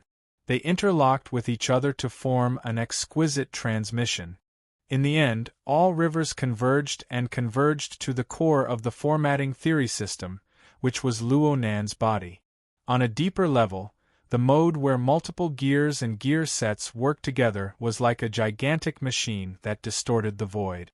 With it as the core, energy and raw materials were collected from various levels, and with that as the foundation, more and more soul power was produced.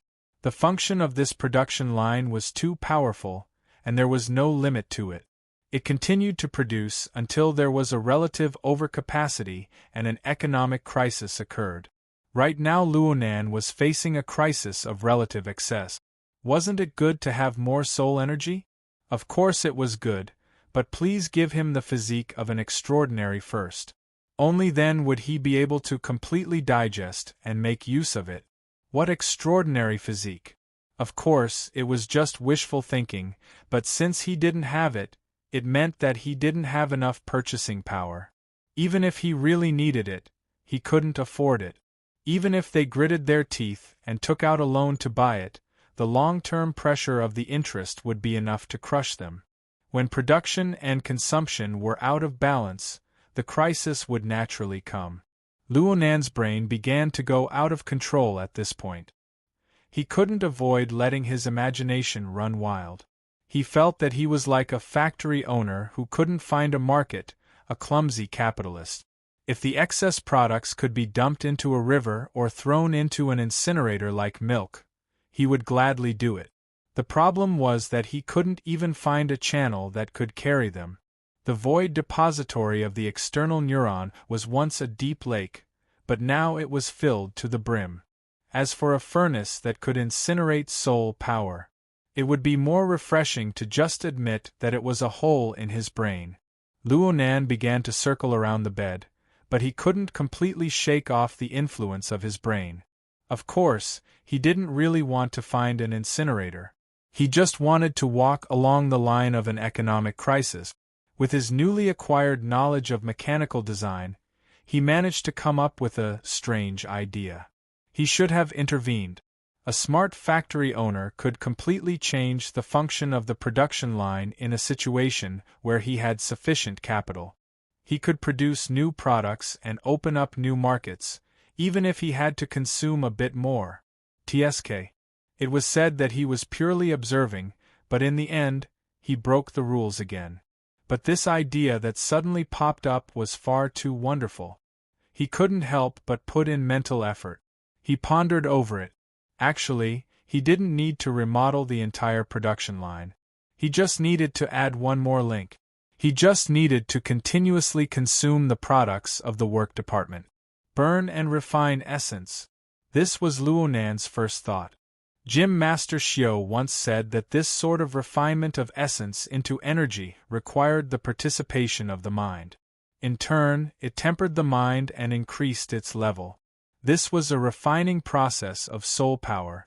But there were too many things to pay attention to in this course, especially when it was nearing completion. Jade gives birth to amethyst smoke was incessantly burned and refined from day to night. The essence had long since been boiled dry, and one would go berserk. Then what should he burn? Perhaps Luo Nan was affected by the hole in his brain that was the incinerator, but he was more interested in burning and refining. Suddenly, there was a muffled thud. Luo Nan kicked the lower edge of the large bed frame. He didn't care about the pain. He vented all his strength into smacking the bed. Burn and refine the external neuron. The so-called reversal of true energy used the body gear as the lead to drive the God gear. With the addition of interference effects, it could completely consume soul power. And looking at it from this angle, the body gear was like fire. The external neuron, which possessed the hollow depository, did not store soul power. It stored a lake of crude oil. Wouldn't it be possible to find something by setting a fire on it? Hold on. Only now did Luo Nan have the time to hiss in pain. He rubbed his toes. The pain brought him a sense of crisis. He had to admit that this idea was too rash. There were no actual phenomena or data to support it. A single mishap would lead to an unsalvageable situation. He needed to do a few experiments and gather some data before making a decision. After all, the external neuron was not a part of his body. No one knew what would happen if it was burned and refined for an extended period of time. In this way, the production line transformation could not be carried out for a while. It was more practical to pour milk. How could he waste it? Consume it? Luo Nan scratched his head. The pain in his toes had weakened a bit. He sat back on the bed and subconsciously flipped through his notebook. He wanted to find inspiration to solve this problem. But unfortunately, inspiration was a thing. It would always appear when there were too many restrictive conditions. In the end, it was hard for his imagination to solve practical problems. Chapter 373. His fingers paused, revealing 2 pieces of greenish-yellow paper sandwiched between the split pages of the notebook. They looked rough, but strangely glossy. This was a paper talisman given to him by Papercut. It was a top-quality product personally made by the famous psychic of the branch, Mr. Gao. Luo Nan used it to practice his soul strength activation techniques, strengthening the effects of his interference power. Last week at Ocean Sky Cloud City, the paper dolls he made had also made a contribution. Originally, this was a good method of pouring milk. Back then, Luo Nan had relied on this method to consume his excess soul strength and reduce the pressure on his body. But now that Luo Nan had comprehended the technique of coupling, the framework of the God gear and the body gear had taken shape. He no longer had a bottleneck in terms of interference power. He could use a fraction of his strength to achieve 100% of his previous effectiveness. He could stop using up energy. At present, he had not given up on this technique. He would always find time to practice it. Now, there were only 2 pieces of talisman paper left. There were more than 20 little paper men sandwiched between the 2 pieces of talisman paper. Little paper men fluttered in the air with a puff of air. They scattered on the bed and on the floor. But just as they touched the ground, they were like live monkeys.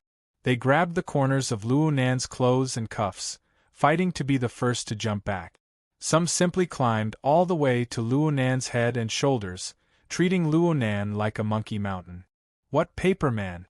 It was clearly a paper monkey. Luo Nan didn't know whether to laugh or cry.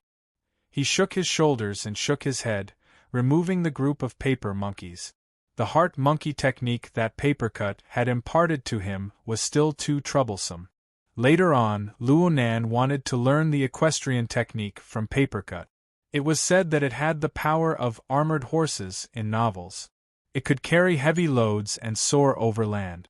It could be said to have a miraculous effect. Luo Nan's anxious mood was alleviated quite a bit with this. Previously, he was just depressed by the recurrence of his illness and lost his composure. Now that he thought about it, he had the foundation of the coupling technique and was no longer in a dilemma. So what if his soul power increased again? If opening the eye's orifice wasn't enough, he could open the mouth and tongue orifice. If that didn't work, he could open the ear's orifice, life orifice, and death orifice. Wouldn't it be balanced again? Patting his cheeks, he put away the paper monkeys and put them back into the book, taking the opportunity to organize his thoughts. In the end, he sent a message to Papercut through the hexaear. Brother Papercut, do you have a big move for soul force activation? Big move? Papercut was chatting with someone in the tea house outside. He didn't react for a moment when he received the message. It's a very powerful move that consumes a lot of energy. Our method is like casting a spell, preparing a big move in advance. There's no need to panic. Papercut nearly choked when he heard Luo Nan's words. He apologized to the female friend across from him, got up, and went to a corner with no one around. He chuckled and responded, "My dear boss Luo, if I had such a big move, I would have dared to rush to B-rank today. Do you believe me?" Luo Nan was a bit disappointed. Then there's nothing else. Let's not talk about whether or not such a move exists. The key is that there's a limit to how much the talisman paper can hold. Old Gao's paper talismans were the best of the best in the vicinity of Xia City, but when the interference force was increased to a certain degree, it would spontaneously combust. Therefore, a activation style like me has a life of support.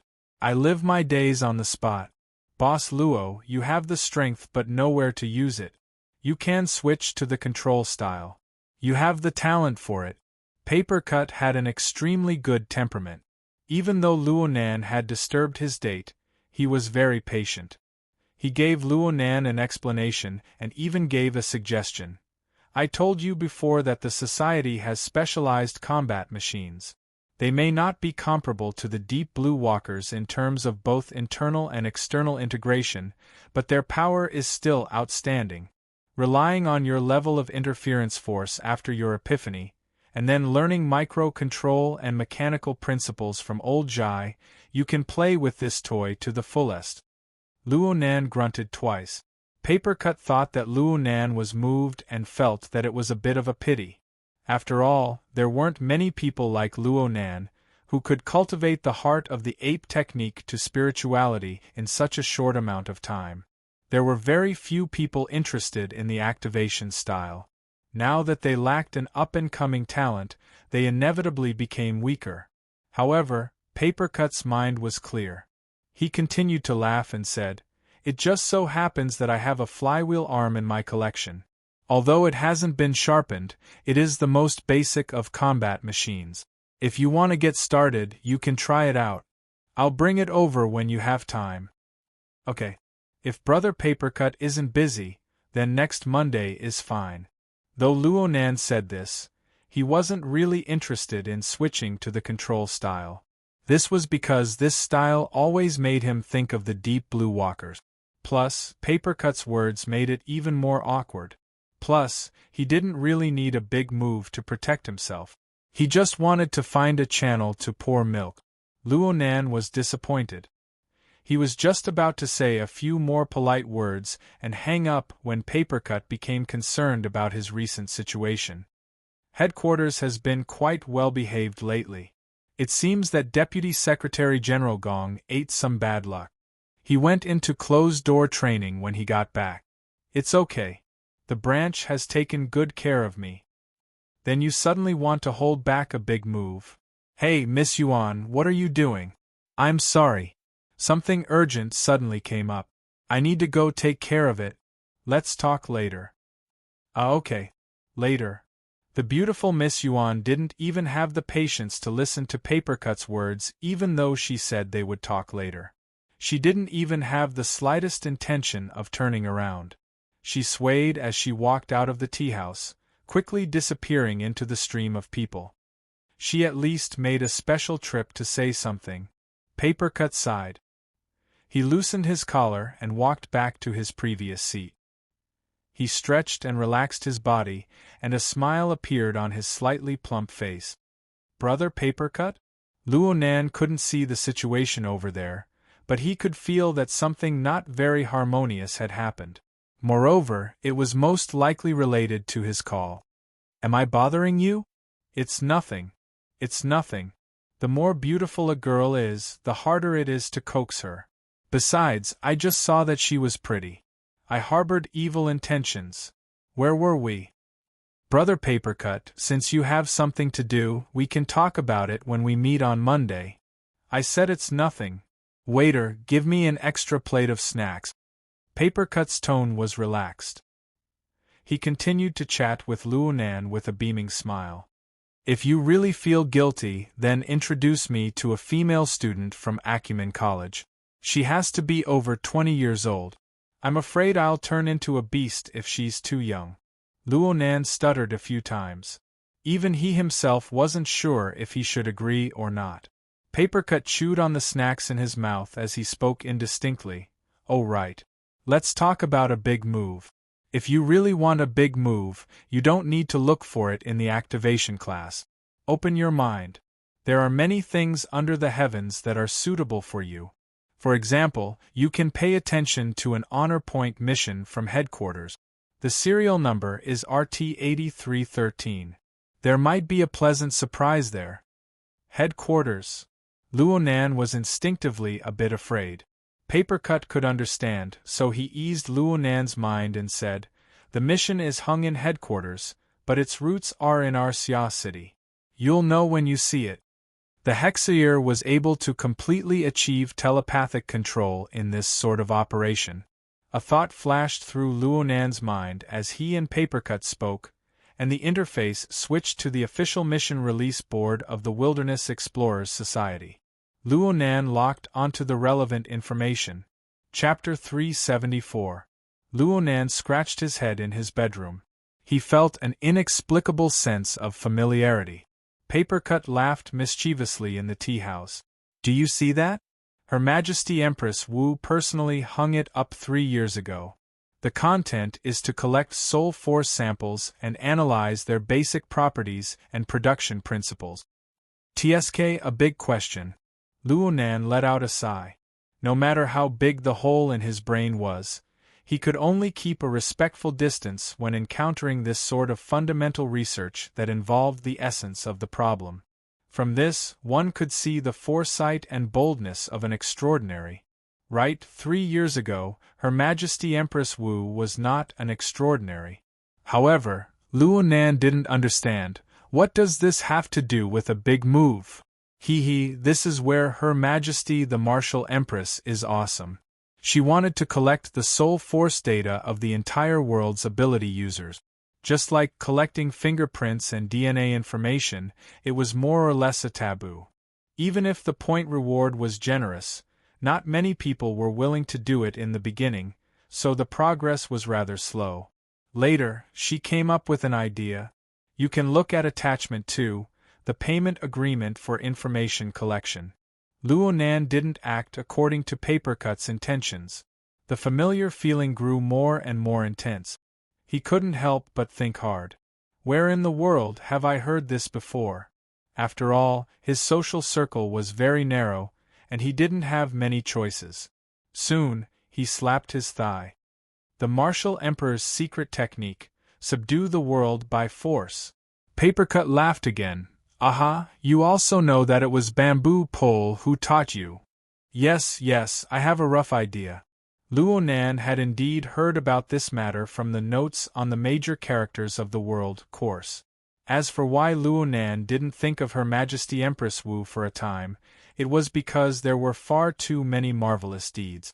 Bamboo Pole, who taught the class, emphasized the description of many aspects of Luonan's character. Though this matter had a great impact, Bamboo Pole only spent a few minutes to explain it. He made the connection, the details, and so on. Then Bamboo Pole treated it as an extended assignment after class, letting Luo Nan do his own homework. Luo Nan was pressed for time, so he didn't really get involved. He passed it by mistake. At present, he only knew that in this event that shook the inner world, Her Majesty the Martial Empress had displayed her inconceivable boldness. On the mission issuance interface, she had publicly imparted an astonishing attack technique, which had instantly ignited the entire inner world. The current research on supernatural powers was still in its early stages, and some of the advanced research results had yet to be disseminated. Most of the ability users in this world were still in an instinctive state of ignorance about how to use their own abilities. Her Majesty Empress Wu grasped the minds of these people, publicizing a profound technique that was extremely suitable for the awakened level. Its allure instantly crushed most of the people's defenses.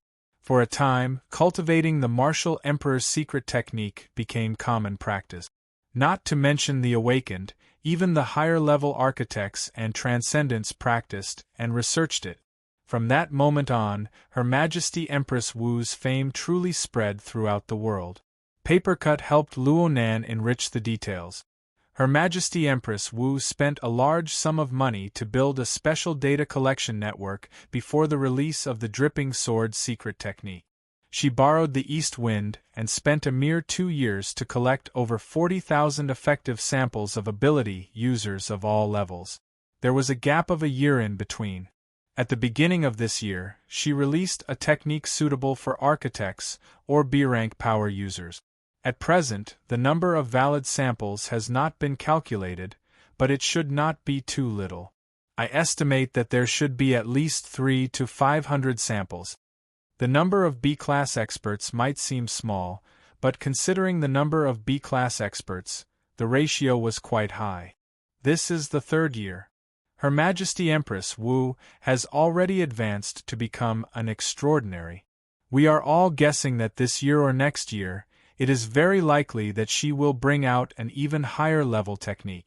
Oh, the extraordinary level! How magnanimous! Luo Nan had to admire her. Although this sort of technique became a common commodity once it was released on the internet, it's still quite good to have a technique at your disposal. The more Papercut thought about it, the more reliable he felt it was. Next, he did his best to recommend. Her Majesty Empress Wu's technique is famous for being reliant on control. The same dripping sword can be used by one person to exterminate a powerful enemy like slaughtering a dog, while the other person can't even kill a chicken. There are situations like this. Your spirit enhancement is in the precision direction. I am very confident in your control. Dripping Sword. Luo Nan finally opened attachment 2. He looked at the name of the technique displayed inside and muttered to himself for a time. You should learn it first. Her Majesty Empress Wu's techniques are more inclined towards the mental side. The requirements for the fleshly body aren't too high. It just so happens to suit you. I've learned the Dripping Sword. It really is out of the ordinary. At the very least, it has unexpected effects. As he spoke, Papercut sent over a file through the hexaear. Her Majesty Empress Wu personally wrote the lecture notes for last year's intermediate training class. It has to do with the Dripping Sword. The introduction is extremely detailed. There are also on-the-spot demonstrations and demonstrations during the lecture. This is a treatment that only our Xia City branch can enjoy. Even a year later, we can sell it for tens of thousands of dollars to the outside world. There are also notes I made. You can take a look. After all, my talent in this field is limited. Thank you, Brother Papercut. Luo Nan knew that these class notes were very secretive things. For Papercut to be able to take them out showed his trust in Luo Nan. Papercut didn't care. This is nothing. I've seen your recent progress. Secretary He's arrangement of classes will involve this step as well. I'm just giving you special treatment ahead of time. Plus, I owe you a favor for the matter with old Jai. Worker Zhai? Old Zhai is a capable person, but his talent in cultivation is far too lacking. He is always a bit away from awakening, so he can't enjoy some resources. Him being your teacher can be counted in honor point. If you exchange it for resources, your chances of success will increase. It doesn't matter if you succeed or not. You can at least give him a bit of comfort. Luo Nan didn't agree with this, saying, "You can't say it like that. Worker Zhai gave me supplementary lessons. He taught me even more. I still need to thank you, Brother Papercut, for finding me such a good teacher." "Tisk, it's so sour. Let's not flatter each other. I'll call old Zhai out one day, and everyone can have a good meal." "Okay." Luo Nan made a mental note of this. In this way, he would have 2 rounds with Papercut. It didn't matter, but introducing a female student. What a headache! Luo Nan's mind cleared up just as he was about to end the call. He had nearly forgotten his original intention of pouring milk. He mulled over Papercut's description of the dripping sword. It didn't seem like a high-energy consumption skill. Luo Nan hurriedly asked, "What about the B-rank technique? Do you have the lecture notes?" "It's suitable for architect. It's called the heart-searing blade. It's said to be extremely sharp, but I don't recommend that you come into contact with it right now." Papercut downed his already cold tea in one gulp. He began to earnestly lecture Luo Nan. "Nanster, there are indeed quite a few people who view you as a B-rank power, but you're still lacking a bit, right? Take a look at the dripping sword first. This technique is extremely amazing. It also highlights the characteristics of Her Majesty Empress Wu's technique. If you feel that you can use it freely, then take a step further, okay? I know. I just want to gather some information in advance." Though Luo Nan said this, he still felt weak in his heart. Chapter 375. Sister Yuan? Luo Nan grew more and more diffident. This sort of action of biting off more than one could chew would most likely not receive He Yuan's support. Papercut added, however, if it involves personal understanding and experience, it would be best to find someone who was present at the time of the lecture. It would be even better to impart the teachings of their hearts. There were only a few B-class experts in the branch, and even fewer in the spiritual type. Old Yu, Horned Demon, Old Gao, Mr. Bai. He read out a string of names. Luo Nan found the names familiar. Aren't these the psychics of Xia City? Old Man Yu was one of the Iron Triangle of Xia City. He was known alongside Ouyang Chen and Her Majesty Empress Wu. The centaur was said to be an adventurous madman with a tendency to self-destruct. He wandered in the wilderness every day, looking for excitement. Old Gao was the creator of the paper talisman in Luo Nan's hand. He was a Taoist with an inheritance, and he was half a disciple of Old Yu. As for Mr. Bai, Luo Nan was even more familiar with him. They had fought side by side before, and Mr. Bai had even given Luo Nan a diagnosis and treatment. His daughter was Bai Xinyan, the mysterious medical doctor with a strange stance. He suddenly discovered that the psychics of Xia City were quite peculiar. Excluding Luo Nan, who was half a psychic, there were a total of 4 psychic. Perhaps the ratio wasn't high when compared to over 1,000 ability users, but all of them were of the architect rank. They were B-rank powerhouses. In the entire Xia City branch, how many powerhouses were there at B-rank or higher? There were a total of 14 people on record, which was already one of the best out of the 88 branches in the world. Among them, shamans accounted for nearly a third of them, which was very impressive. Luo Nan was a bit distracted, and Papercut pulled him back. "I can help you ask Old Gao. It's just that this fellow is a bit unscrupulous. He might try to rip you off." "Sweat, you used to have a large supply of talisman paper. How many of them were taken advantage of?" Luo Nan suddenly felt that he really should find an opportunity to give thanks to the teachers who taught him his skills. Luo Nan didn't want Papercut to return to this matter.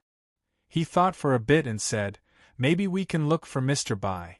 The old man seemed to have a good temperament and character. He should be easier to talk to than the profiteer, Mr. Gao. That's right, you've been treated by white salt for such a long time, so it can be considered a bit of fate.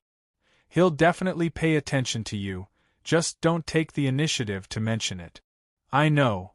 Luo Nan understood tacitly. It wasn't news that the father and daughter of the Bai family didn't get along. Wait, why does it sound like you want me to find someone?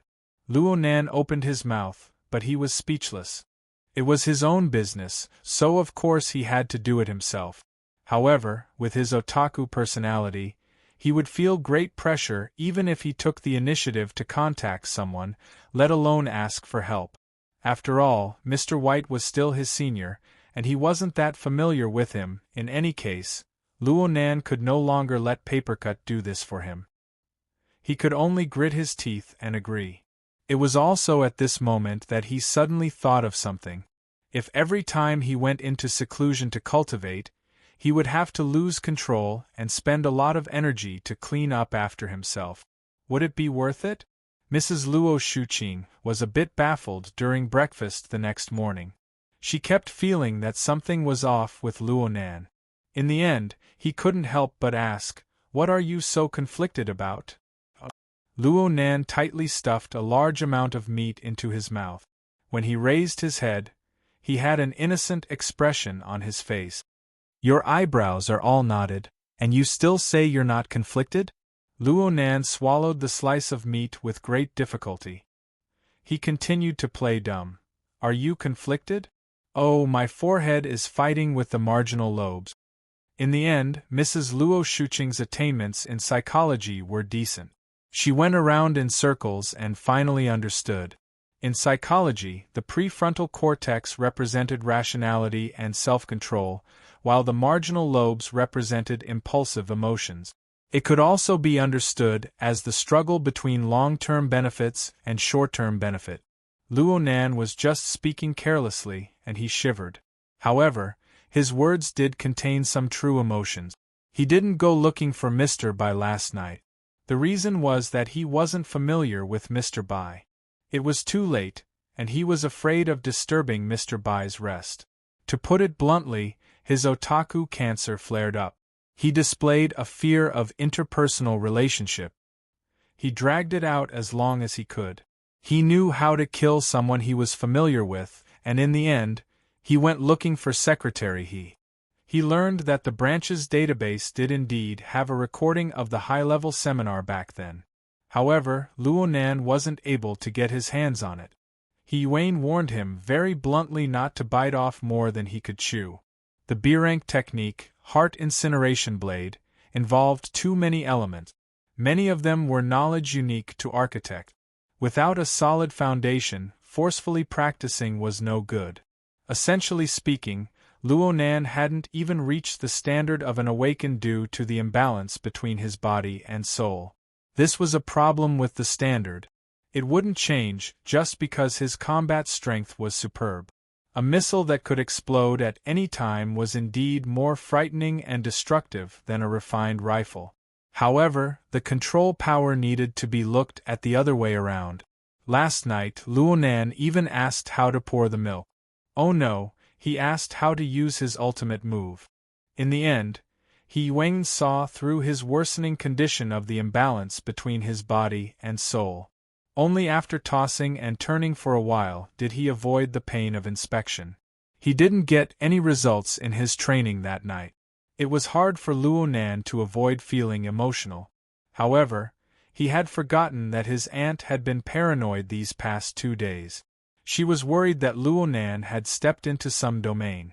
Luo Shuqing immediately became nervous when he heard his vague and suggestive words. "Did that firm come to recruit you again?" Luo Nan slapped himself in the face in his mind and cursed his foul mouth. He rushed to ease Luo Shuqing's mind. "Nope. I haven't contacted them for the past 2 days. They were just speaking carelessly." It would have been better if he didn't explain. The more he explained, the more Luo Shuqing became suspicious. She put down her bowl and chopsticks, wanting to understand the situation in depth. At this time, Mo Haihang, who was swiping at the table and reading the newspaper, suddenly jumped out with a sentence. Actually, if there's no danger, you can give it a try. Young people are just trial and error. Only by making mistakes can you gather effective information. He brought out the trial and error theory again, and this time he took it a step further. You can go to their firm and try it out. See if it suits your heart.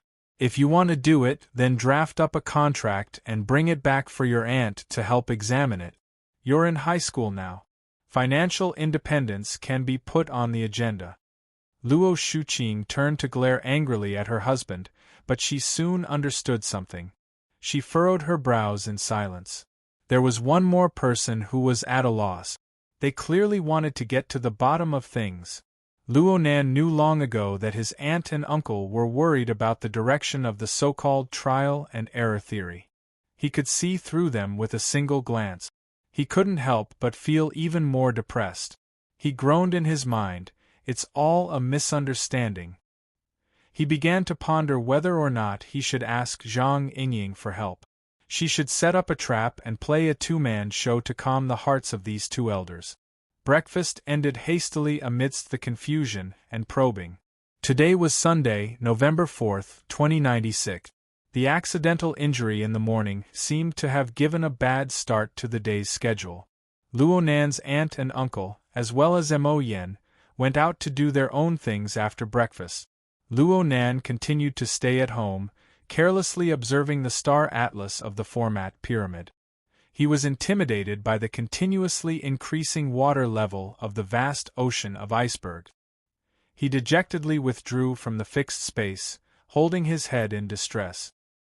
He couldn't delve any deeper into the homework related to formatting theory before he found a suitable channel to pour milk.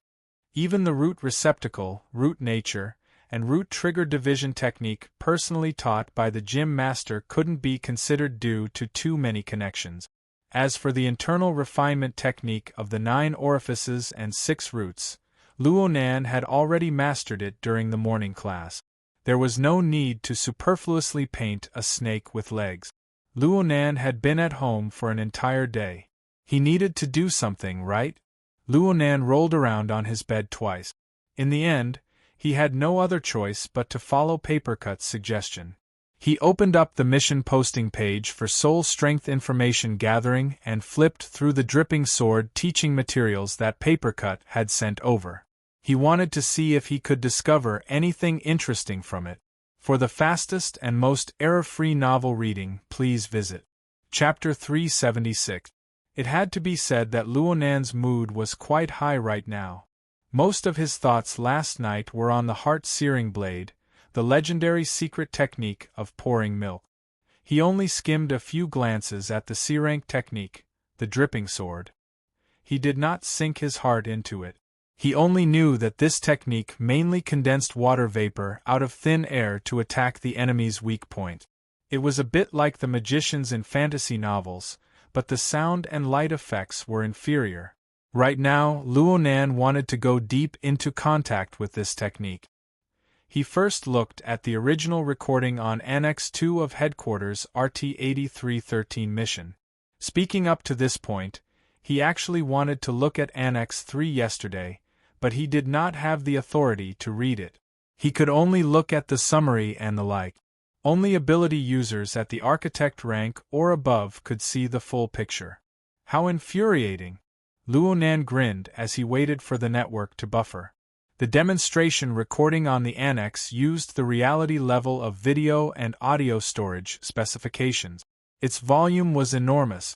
Even with the special network form of the hexayer, a period of time was needed for smooth playback. The volume specification corresponded with its value. After all, this was a teaching demonstration for all ability users in the world, and it was done by Her Majesty Empress Wu herself. According to the suggestion of the Hexayer's AI assistant, Luo Nan chose the reality mode with the best result. This was the function of the simulator on the 4th level of the psychic wave network. Right now, Luo Nan had already solved the problem of interference power. He could use the related functions without any pressure. He closed his eyes. After the darkness naturally descended, gentle light slowly seeped in. The light gradually deepened and changed.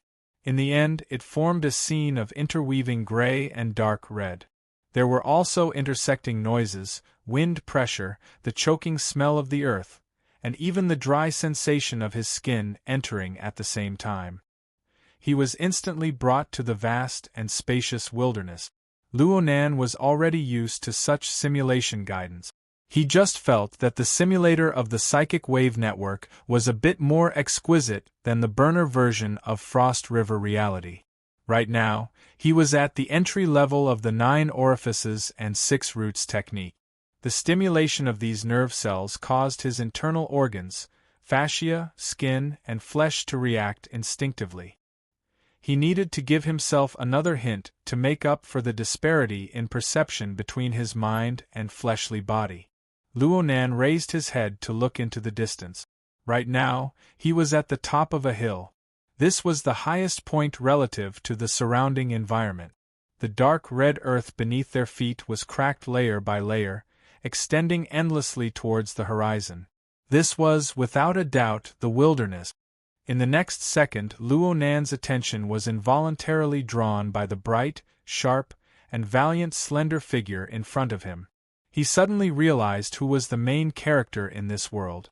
Her Majesty Martial Empress. For the time being, only the silhouette of Her Majesty Empress Wu could be seen. She was wearing a tailored hunting suit that was tight at the waist. It was dark red in color and paired with brown boots, which highlighted her long legs and matched her slender figure. What was more eye-catching was the lightweight electromagnetic rifle slung across her shoulder. The body of the rifle was cut off by a simple and low-profile ponytail, but it still reminded everyone that this was a dangerous wasteland. This outfit was similar to the color of the wasteland and could also serve as camouflage. It looked more professional, but it also had a wonderful sense of fashion, forming a very wonderful balance. Well, any man would find similar reasons when facing a stunning beauty. To Her Majesty Empress Wu, that rifle was no different from a bag in a fashionable woman's hand. They were both plastic arts. Luonan's imagination ran wild as he tried to move about in reality. The enormous video and audio storage format of reality should have left enough space for interaction. But Her Majesty Empress Wu's image did not respond. Could it be that there were no relevant interaction resources stored? Just as Luonan's thoughts spun, Her Majesty Empress Wu suddenly turned around. Her gorgeous, bright, and beautiful face appeared without reservation. It was within Luonan's breathing range. Luonan actually took a step back. Of course, Luonan recognized Her Majesty Empress Wu. Though he had never formally met her, Bamboo Pole's notes on the most important people of the world course had photos, videos, and other video materials. Especially for a stunning beauty like Her Majesty Empress Wu. All kinds of materials were even more complete. Luonan's impression of Her Majesty Empress Wu was, of course, extremely beautiful. She especially loved to smile. In all kinds of video materials, Her Majesty Empress Wu always revealed a reserved, unrestrained, cordial, mocking, or fierce smile. Her smile infused the already bright and gorgeous image with an even more vivid color. Luonan only believed that Bamboo Pole had specially chosen materials during the class. Only later did he find out that Her Majesty Empress Wu had left behind all the video materials ever since she became famous. Whether it was photos or videos, she had never left behind any expressionless moments. Luonan felt that it was interesting at first, but it made his hair stand on end when he thought about it. These were Bamboo Pole's original words. At the time, Bamboo Pole spoke as a footnote to Her Majesty Empress Wu's temperamental personality. It left an incomparably deep impression on Luonan. Her Majesty Empress Wu in the reality recording was obviously smiling. It was the kind of professional smile that made her seem like a competent host. Oh no. She was more like a tour guide. In fact, this was a reality experience of travel and adventure. With the support of reality technology, Those bold characters could completely greet Her Majesty Empress Wu before them. They could shake hands. They could even say a few flowery words. There shouldn't be any problems. However, Luo Nan shrunk back. He shrunk back in great embarrassment. The beautiful face that was so close at hand gave him a tremendous pressure. Was it an incurable outbreak of otaku cancer? Luo Nan was willing to believe that it was Bamboo Pole's explanation that day that left a shadow in his heart. It was needless to say that Her Majesty Empress Wu was famous for her beauty in her early years. Her appearance could be said to be ostentatiously beautiful. Her facial features were completely flawless, but there was always something out of line between her brows and eyes. Bamboo Pole, who had seen countless beauties, had this to say: this so-called out of line was actually a kind of oppressive force. People could feel an unquestionable dominant force from Her Majesty Empress Wu's smile from time to time. She was charming, and you would be infatuated. She was gentle, and you would be satisfied. She was fierce, and you would tremble. She was callous, and you would be fearful. Any high-level intelligent life form had a relatively clear self-awareness. Their thinking instinctively revolved around themselves. No one wanted to become someone else's prey. But Her Majesty Empress Wu's out-of-line beauty, supported by her boldness, transformed into a sharp weapon that pointed at the weakest part of the human heart. Perhaps Luo Nan was scaring himself. Right now, Luo Nan had a trembling feeling of facing a sharp blade. He only relaxed a bit when he pulled some distance away. Such a reaction hurt Luo Nan's self-esteem. What the hell? If I'm like this when I see a virtual image, won't I immediately kneel when I see the real person? He slapped his cheeks.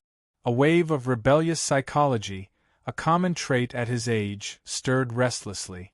He really wanted to use his interactive function to do something, to retaliate. Chapter 377. Our target has arrived. Her Majesty Empress Wu's side profile had slightly parted bangs and a low, fluffy ponytail style. She embellished a full sense of elegance, but the impact was reduced a bit. Compared to her breathtaking appearance, Her Majesty Empress Wu's voice was a bit calmer. It was a bit deeper, and she spoke a bit slower. Her enunciation was especially clear, and her tone fluctuated vividly. Combined with her smile, it made one wonder if there was some hidden meaning behind her words. Luo Nan felt even more nervous.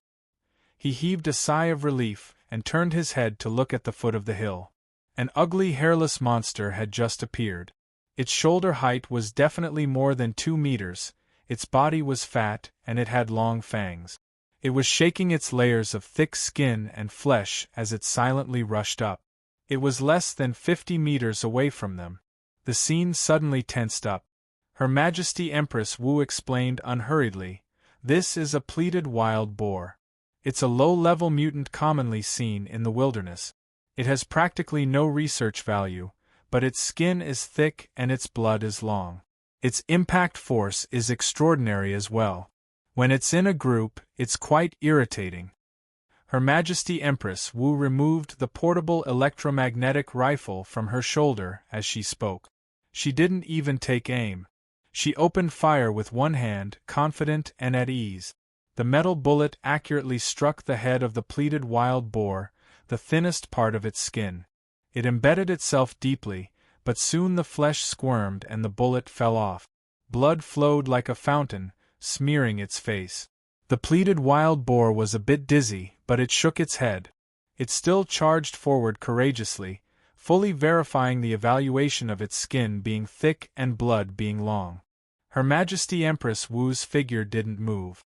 She continued with a smile, "Pure physical impact isn't that effective. The firearms of the military require a certain degree of concentrated fire in order to be effective. However, as ability users we can do this." The pleated wild boar's angry eye socket burst with blood just as her voice fell. This enormous mutant let out an extremely disproportionate shriek from its throat. Its body staggered, and it nearly slipped. Luo Nan looked at its left eye socket. A bloody hole had exploded there. It was badly mangled, and one eye was already blind. Luonan was baffled. What just happened? He didn't see Her Majesty Empress Wu make any unnecessary movements. The wild boar, which had lost one eye, became extremely manic. Even if there was a problem with the correct location, the speed of the galloping was even faster.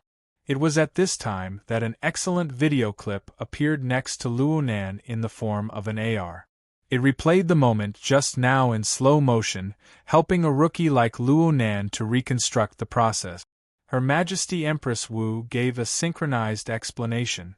The virtual screen clearly showed that when the pleated skin wild boar charged, translucent water droplets condensed in midair and pierced through the pupils, causing the fragile eyeballs to explode, but that was all.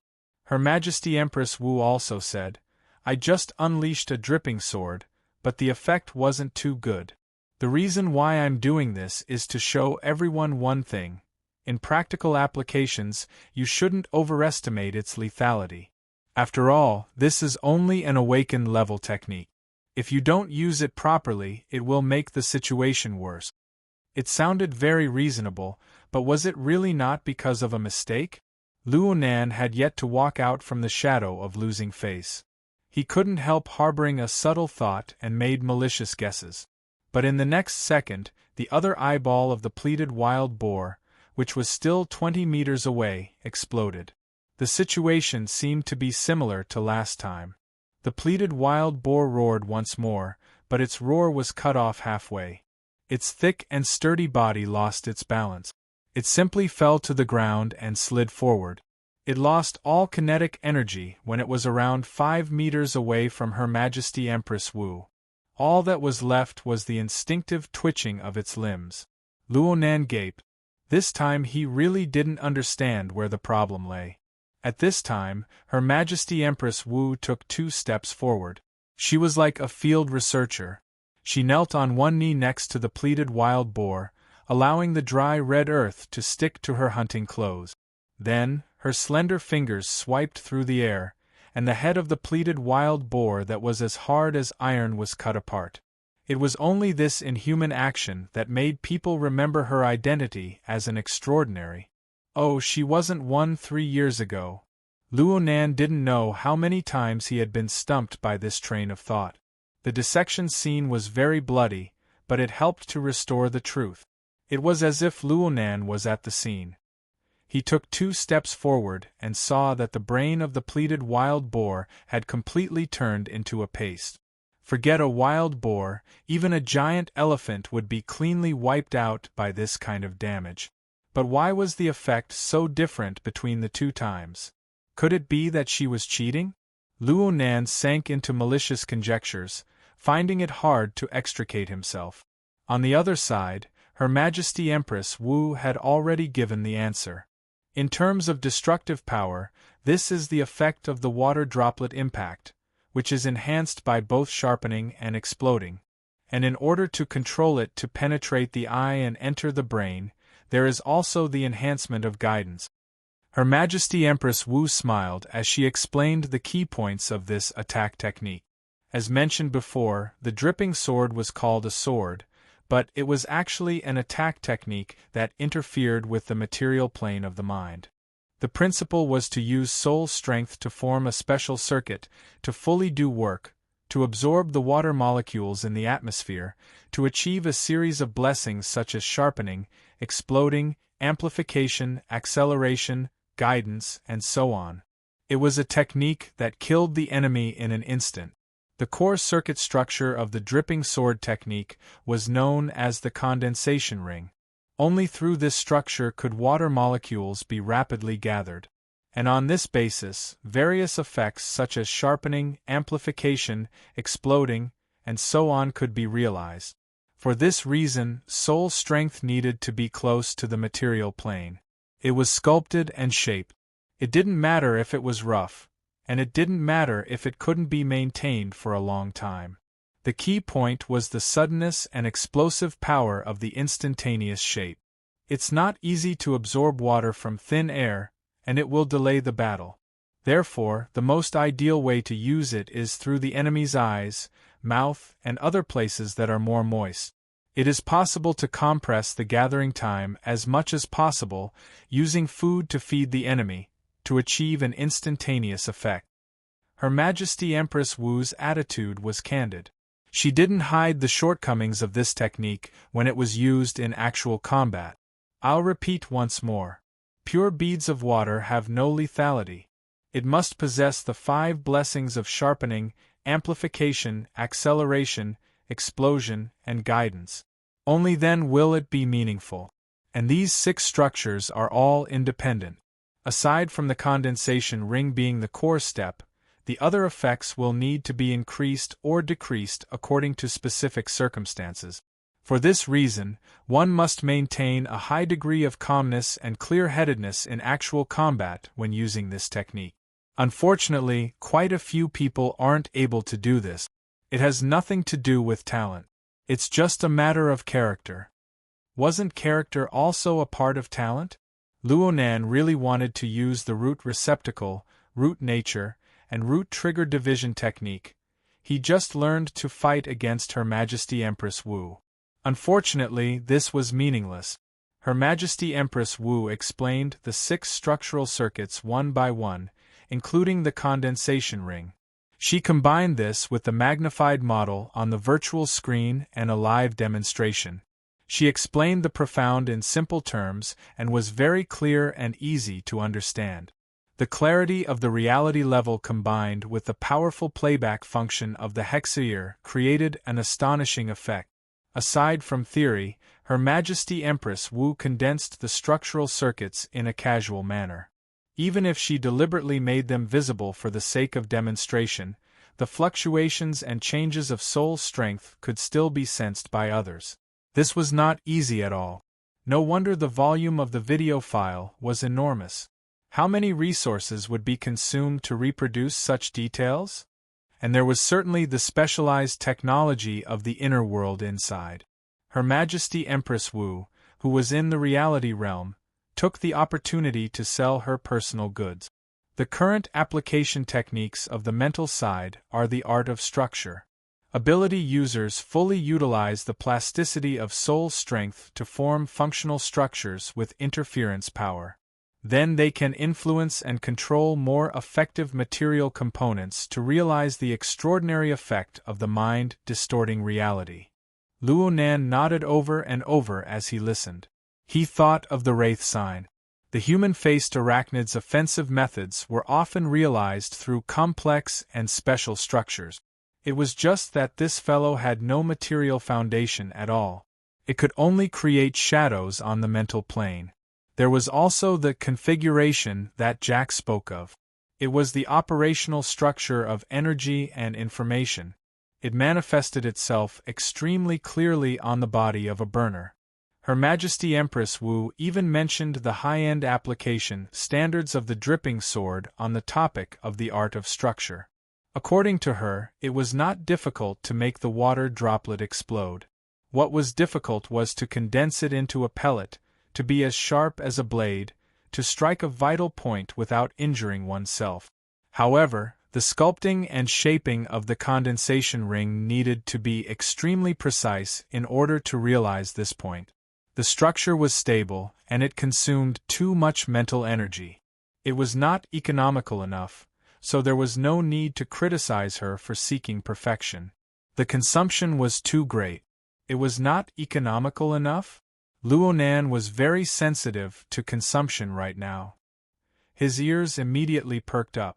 Could it be that this small water droplet, which appeared and exploded in an instant, could consume a large amount of soul strength? His interest rose by several levels in an instant. Unfortunately, Her Majesty Empress Wu did not demonstrate this so-called high-end technique. This caused Luonan's malicious conjecture to erupt once more. Could it be that you couldn't do it back then? The video ended, but Luonan was still unsatisfied. He had yet to look at the lecture notes that Papercut sent over. Just by starting with Her Majesty Empress Wu's explanation, Luonan already had his own understanding. Control, precision, and improvisation were the core of the dripping sword technique, but the most basic thing was still precision. The basic requirement was to sculpt the relevant structure on the millimeter scale. A rough mold would be ineffective. Precision was the best. Luo Nan was a precision-oriented, mentally enhanced user. His mental senses were first-rate acuity, and he had a basic understanding of configurations. He had an enormous advantage in this aspect. Papercut was right. This technique seemed to have been specially prepared for him. Oh, that's right. He could also be considered an artist. Structural art, in a certain sense, could also be considered a plastic art. Luo Nan temporarily tossed his desire for the heart incineration blade beyond the highest heavens. He couldn't help but want to put this C-rank technique into practice. Plus, he was ambitious. He wanted to come from a higher place. He disdained that kind of short-term, unstable structure. If he was going to use it, he would use the most sophisticated kind. Luo Nan immediately followed Her Majesty Empress Wu's suggestion. He turned on the air humidifier in the room, increasing the moisture content in the air. He followed Papercut's explanation step by step, attempting to sculpt the structure with his soul strength. On one hand, Luo Nan was ambitious. On the other hand, he had a cautious temperament. He didn't want to eat a fatty in one bite. He wanted to completely grasp the relatively complex overall structure of the dripping sword. Instead, he temporarily ignored the 5 types of amplification structures. He stared at the condensation ring with all his attention. This structural circuit was the beginning and foundation of the mental interfering with the material plane. If he didn't thoroughly understand it, he wouldn't be able to talk about the rest. From the magnified microscopic model, the structure of the condensation ring was more like a smooth donut. The center was empty, and the overall rules weren't complicated. But many people would simply kneel if they wanted to accurately depict the three-dimensional curved structure of the inner and outer rings with soul strength. This was the difficulty that Her Majesty Empress Wu emphasized. However, Luo Nan only failed twice in the gradually damp bedroom air. He was able to make the relevant structure appear in the void. The diameter of this condensation ring was only 0.02 millimeters. Just this one move was enough to crush the vast majority of Awaken. Of course, the sculpting effort was a bit more in the beginning. According to the timer of the hexayer and the time it took for the water molecules to gather and take shape, it was already close to 10 seconds. As for the structure of the condensation ring itself, it was hard to avoid roughness. The time it took for the water droplet to take shape after forming was pitifully low compared to the time it took to gather. It was only 0.4 seconds. It was completely meaningless in combat. But what was that phrase again? Practice makes perfect. Compared to the energy and information operating structure of the human-faced arachnid, doing this kind of work, aside from being smaller in size, was the same as drawing a more complex circle. If one didn't care about the precision and details, then it really wasn't a big deal. Luo Nan was a bit dissatisfied with this. Who said that the consumption was great? But this was indeed convenient for large amounts of practice. Once one was done, there was no need to worry about it anymore. It could gather water molecules on its own and then break apart. Luo Nan only cared about the next one and continued to make adjustments. He did it every 3 to 5 seconds. He did it 20 times in a minute. Soon, he became familiar with the structure of the condensation ring.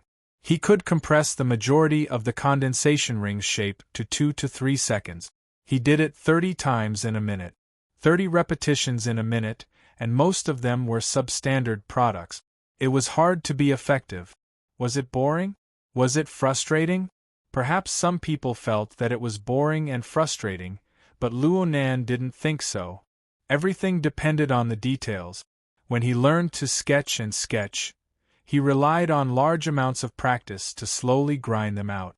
When he sketched the outline, it seemed as if he was drawing lines that were all the same. It was repetitive and tedious, but in reality, his hand could clearly sense whether it was stiff or soft, rough or exquisite. A person's aesthetic sense could be accurately grasped, and the corresponding sense of accomplishment would inevitably follow. Yes, only when one's thinking was exquisite could one touch upon a more subtle level. One could capture a little change, a little progress, and the sense of accomplishment. It was as Her Majesty Empress Wu had said. The dripping sword technique was a kind of structural art. A slight transformation was a kind of plastic art. Luonan's perception and aesthetic sense could be judged. Therefore, Luonan could borrow his previous successful experience to know what sort of standard he needed to reach. He was mentally prepared for the dry and tedious practice in the early stages. The distance wasn't too far. His progress could be seen. Why not complete it in a spurt of energy? Luonan really did treat it as a painting. He followed the routine from back in the day. After a short period of brainless practice, he no longer casually used his thoughts to shape. Instead, he used his brain. He compared it with Her Majesty Empress Wu's example, carefully imitating and correcting it. He first slowed down. After gaining some understanding, he began to speed up. Then he slowed down again. Then he sped up again. In the end, he sped up all the way. Luonan forgot how many times he practiced. In the beginning, he recorded it through the hexaear, but how could he care about it later on? Around 2 hours passed, and it was almost time for lunch. Luonan's mind suddenly lit up.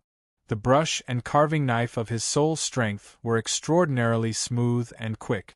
He practically couldn't feel the process of carving. A strand of thought was like a seal. It firmly pressed down, and the condensation ring was engraved on the boundary between the mental and material planes. Chapter 378. Luonan was stupefied for a moment. In this short amount of time, a bead of water the size of a pinky finger had appeared out of nothing. It was born out of thin air and quietly floated before his eyes. With a slight movement, it refracted the sunlight that seeped in through the window. It was a riot of colors. It was extremely beautiful. A feeling of satisfaction rushed to the top of his mind.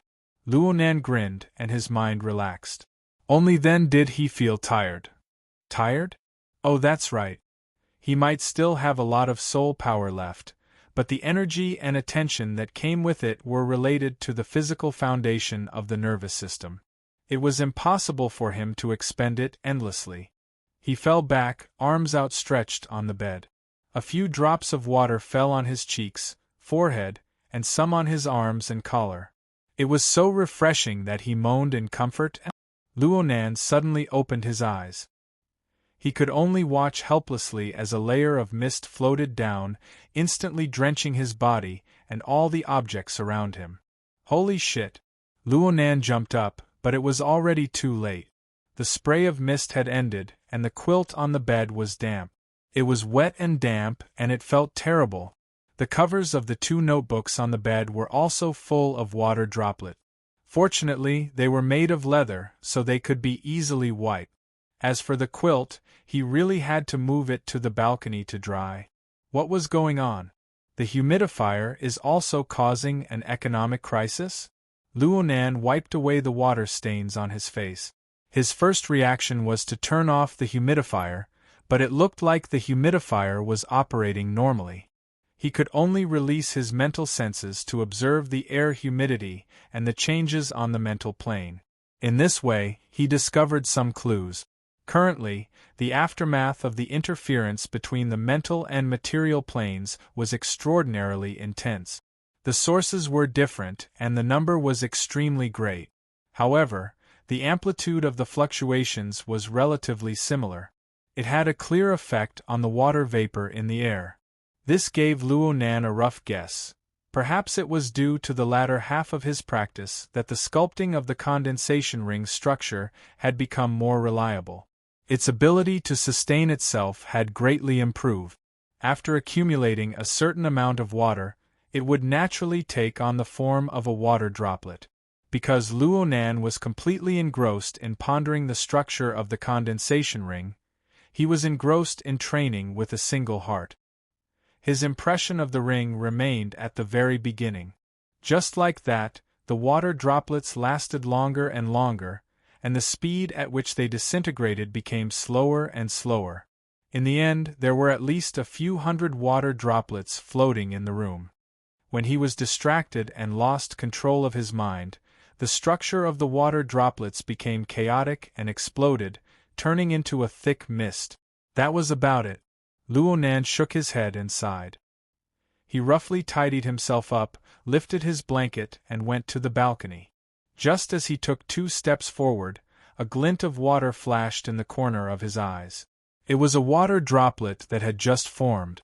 Oh, this of time of time. Luonan hugged the blanket and stared at the beads of water. He was sure that all the water droplets had exploded, and it was definitely true. Perhaps it was because Luonan's feeling was on point, but the final structure of the condensation ring that Luonan sculpted was the most perfect in terms of shape. Its precision reached a certain standard. After a period of turbulence, the water that had gathered completely dispersed, but the basic structure of the condensation ring did not explode like other rings of the same kind. Instead, it tenaciously preserved itself. Of time. Luonan's attention was temporarily focused on this bead of water. Not much of the consumption. Strands, endless. Perhaps for other mentally enhanced users, long periods of time would be a bit of pressure. But Luonan's soul strength was affected by the high output of the format pyramid production line. Every second of progress was several times that of this kind of consumption. It didn't hurt Norwich. If this was called consumption, then the whole world was in an economic crisis. Luonan grinned. Since it involved the relevant situation, he instinctively used introspection to look at the state of his god gear. Just as he cut into the past, his thoughts suddenly froze on the spot. Dropped? It was completely different from what he imagined. The water level of the vast ocean of icebergs, which was already overflowing, had actually dropped by a chunk for some unknown reason. It was even lower than yesterday's normal state. With such an astonishing drop, it was no wonder that he felt a sense of exhaustion. Luonan was a bit stupefied. This didn't make sense.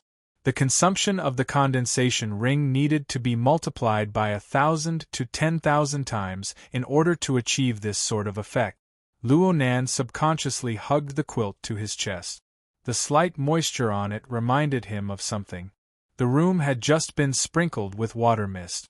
He thought about it. A single condensation ring obviously didn't consume much. But if several hundred condensation rings existed at the same time, then several thousand would be produced in succession, and the process would continue without end. This consumption could no longer be ignored. It was common knowledge that multiple missions consumed a lot of resources.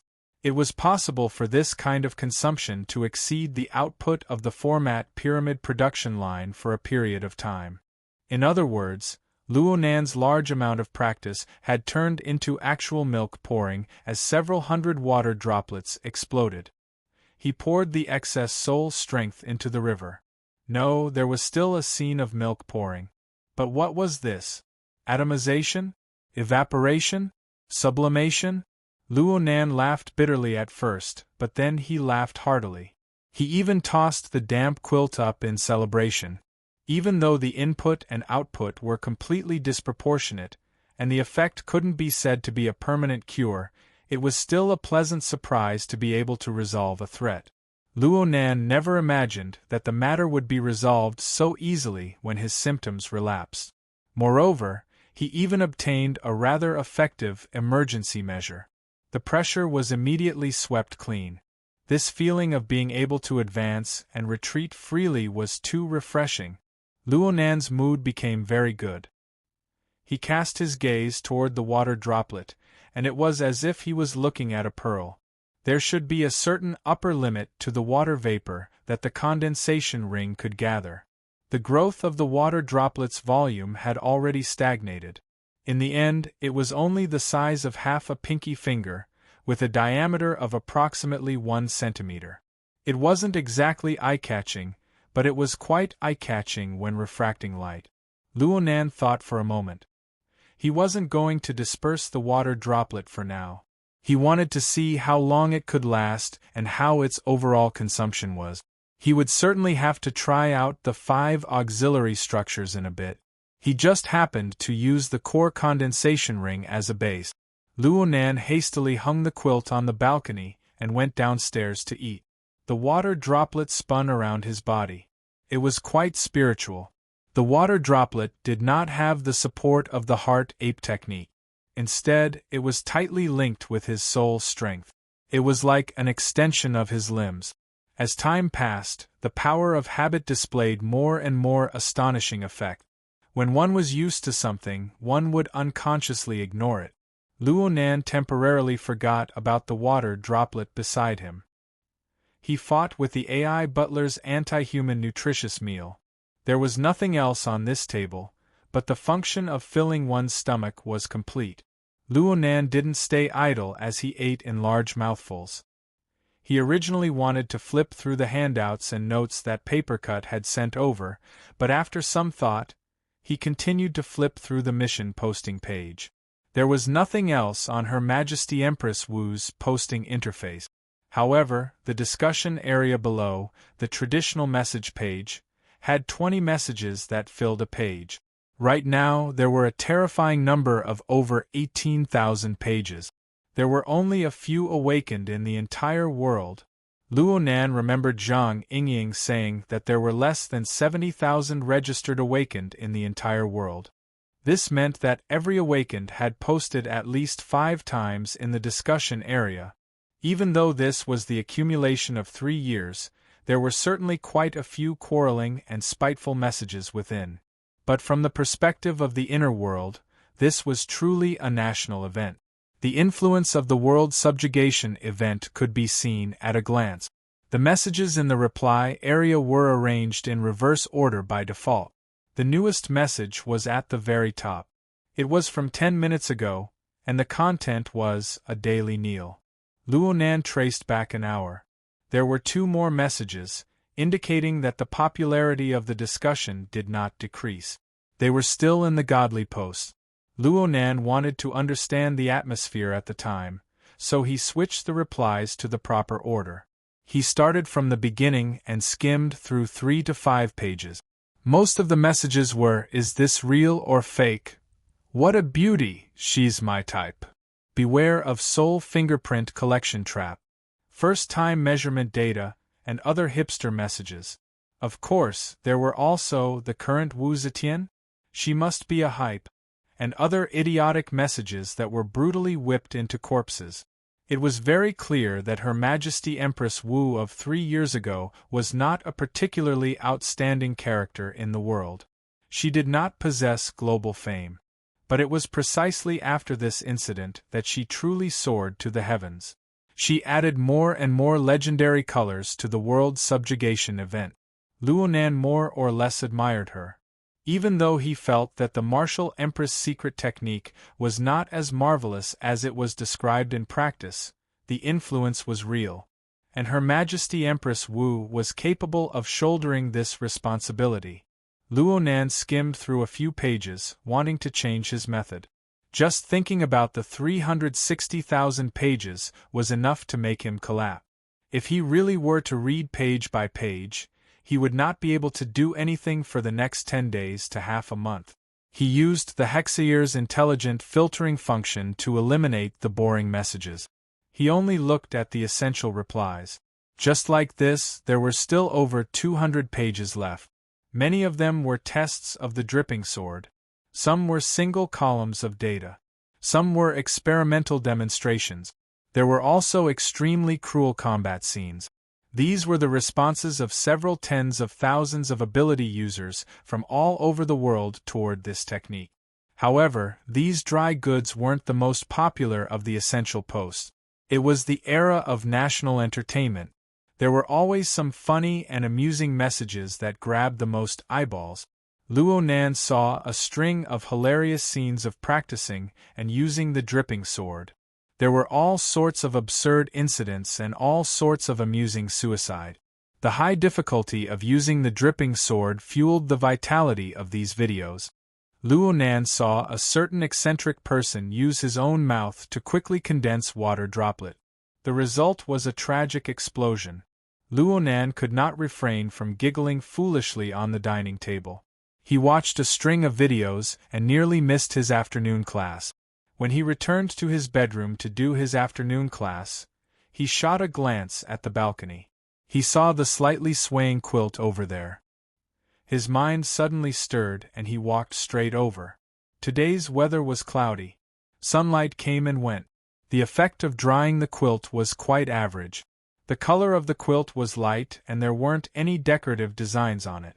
There were faint halos left on it, just enough to form half a fuzzy human silhouette. Luo Nan used the Hexaear's visual camera function to take a picture of the quilt. Of course, he also allowed the water droplets floating in midair to enter the frame. He created the title, A Morning of Practice in exchange for rain. He then posted it to the comments section. This was sharing, right? Luo Nan himself was unclear about the subtle thoughts of a youth. But his mind was still clear. He used anonymous mode. He only showed the location of his registration, which was the Xia City branch. Of course, he also showed the time of his registration. One look and Luo Nan could tell that he was a noob. This newest message soon appeared at the very top of the page. Luo Nan refreshed it twice, but there was no response for the time being. He was happy and went to do his afternoon class. It was already past 1 o'clock in the afternoon by the time he combed through the vital energy of the liver, heart, and spleen.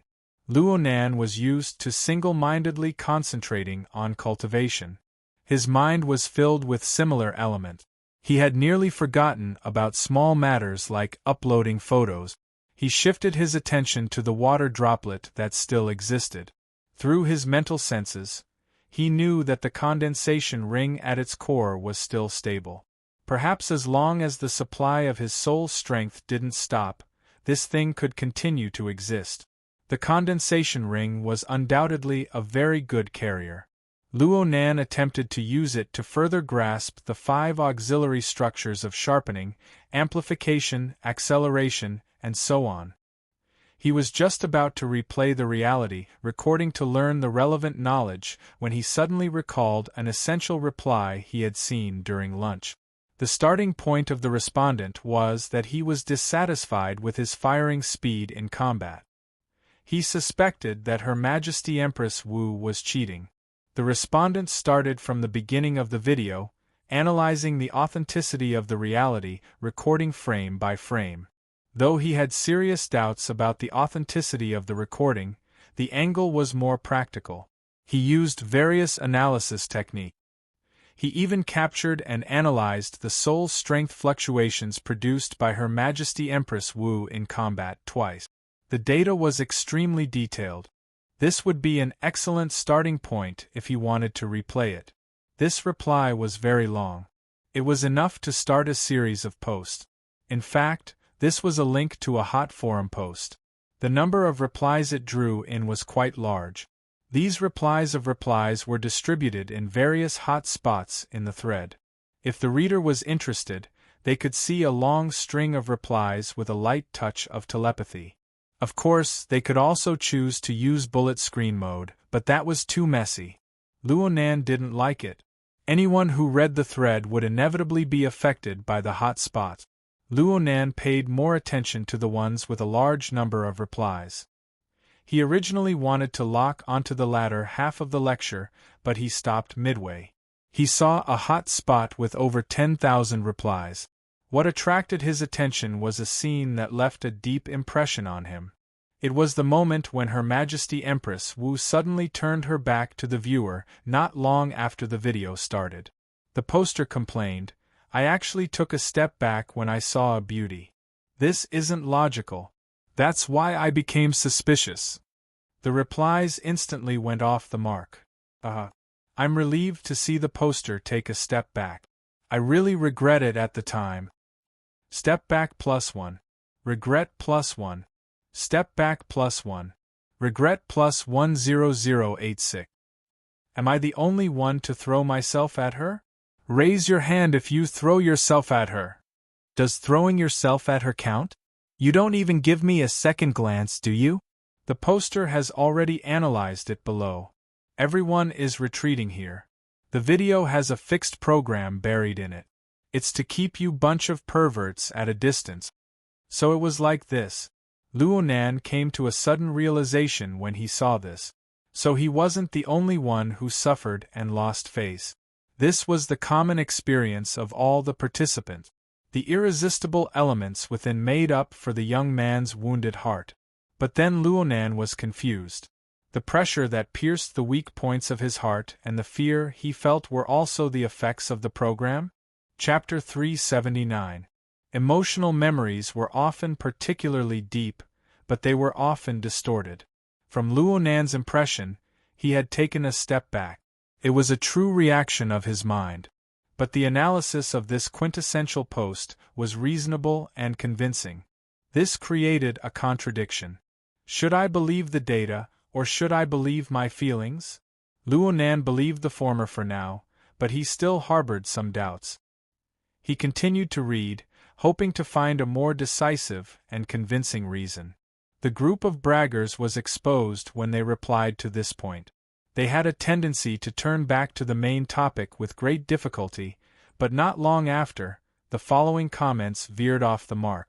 The reason was that an ID called Unchangeable Gold had sent an emoticon of someone pinching their fingers fiercely. He added 3 simple words. I was wondering. This Unchangeable Gold was certainly a public figure. After his reply appeared, a long string of comments directly quoted the contents of his speech. It had become the center of the topic. Boss Gold has been exposed. Queen Wu, be careful of the hooligan. So that's how it is.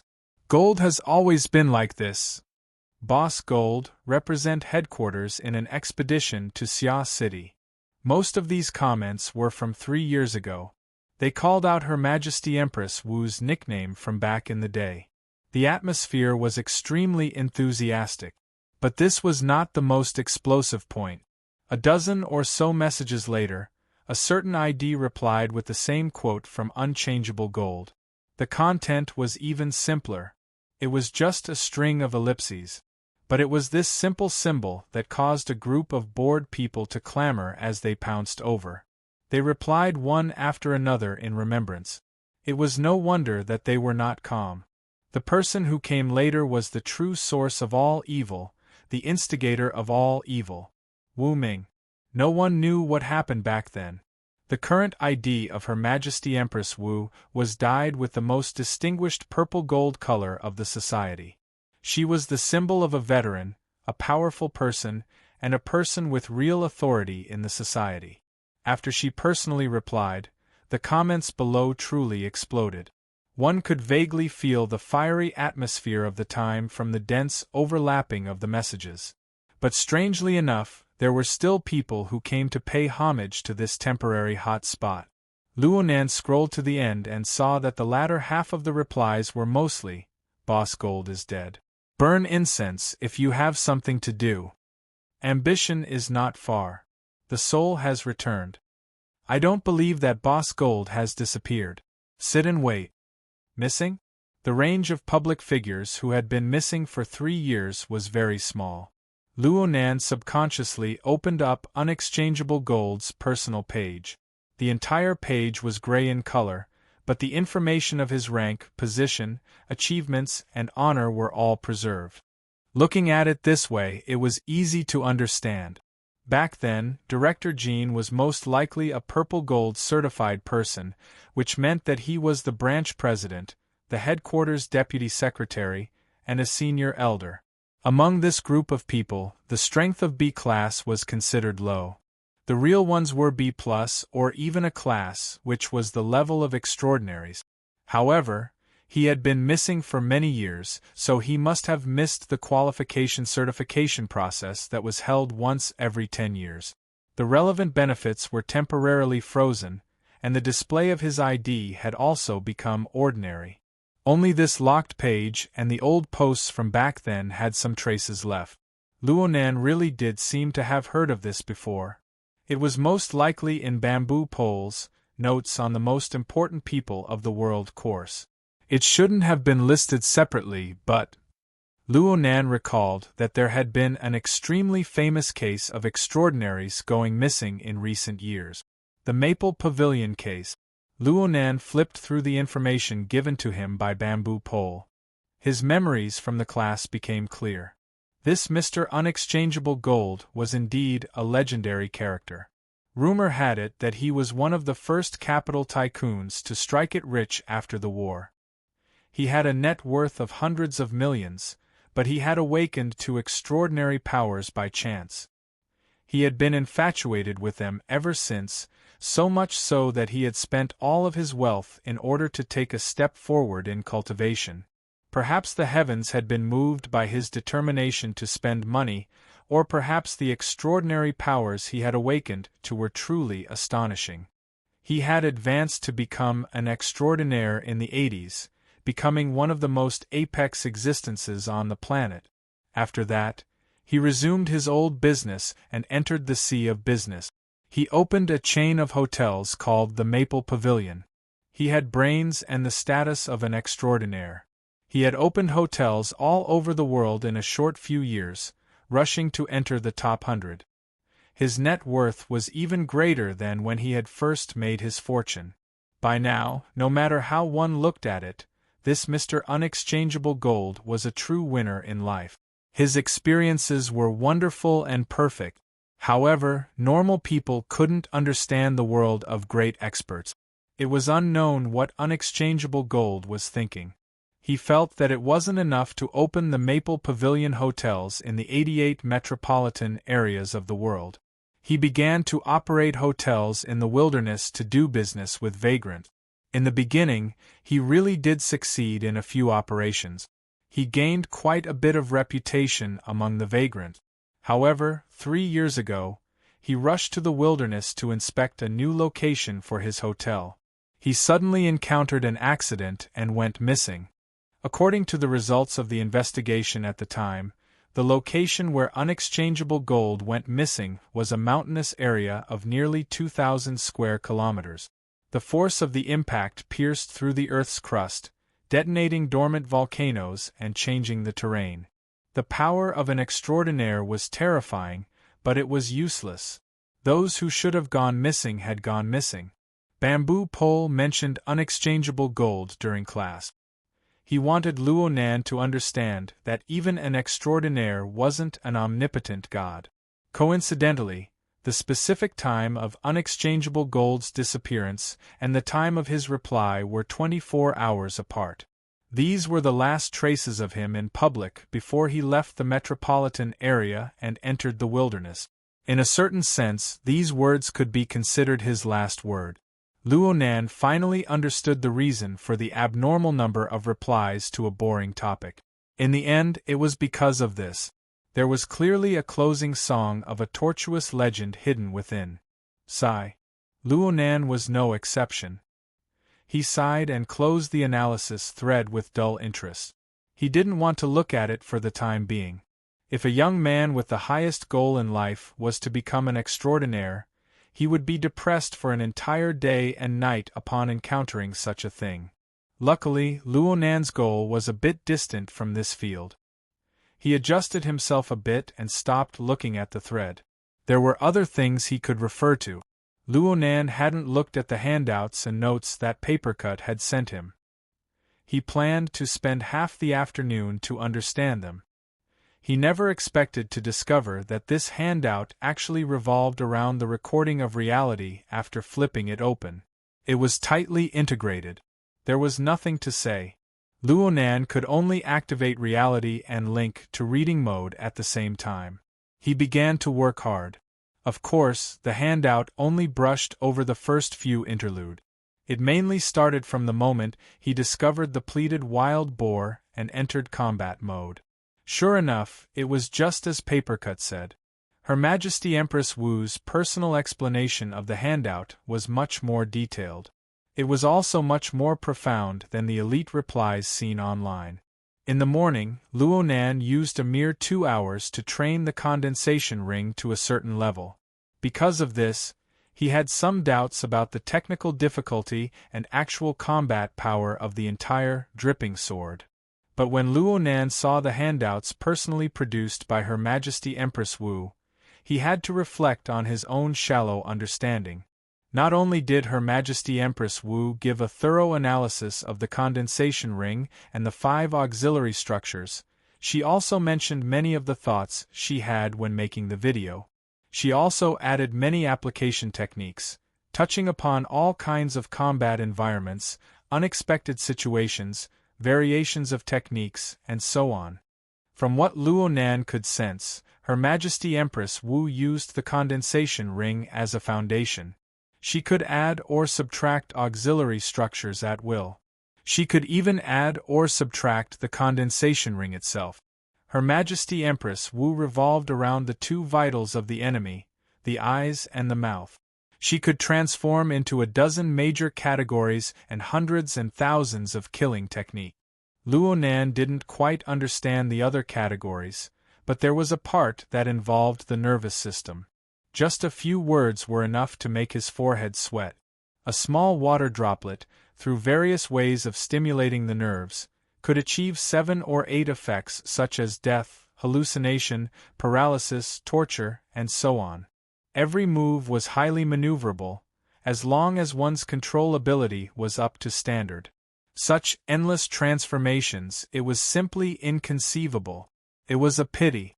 It was a pity that Papercut had no talent in this area and wasn't very interested. The notes he recorded were a bit superficial. It wasn't very satisfying to look at them. Luo Nan hated himself for feeling guilty last night. He just wanted to dodge Hiyuan's warning.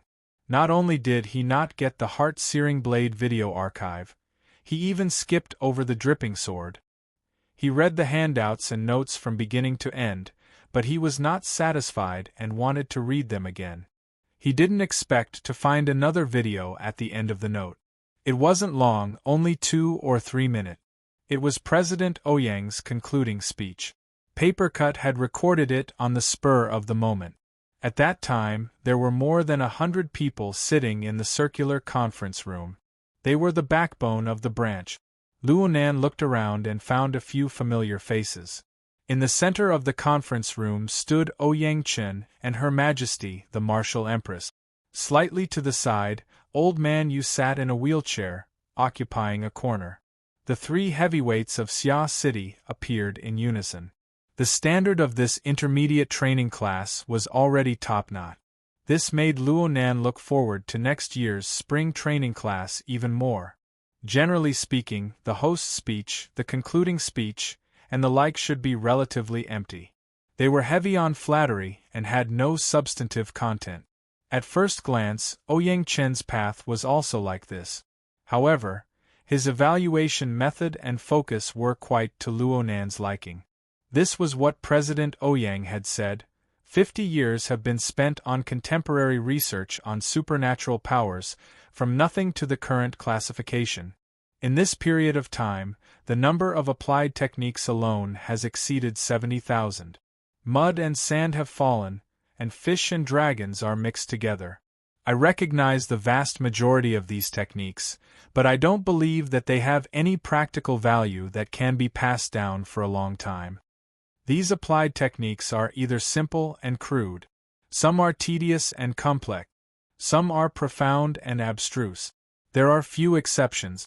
In the future, we will probably only see them in museums.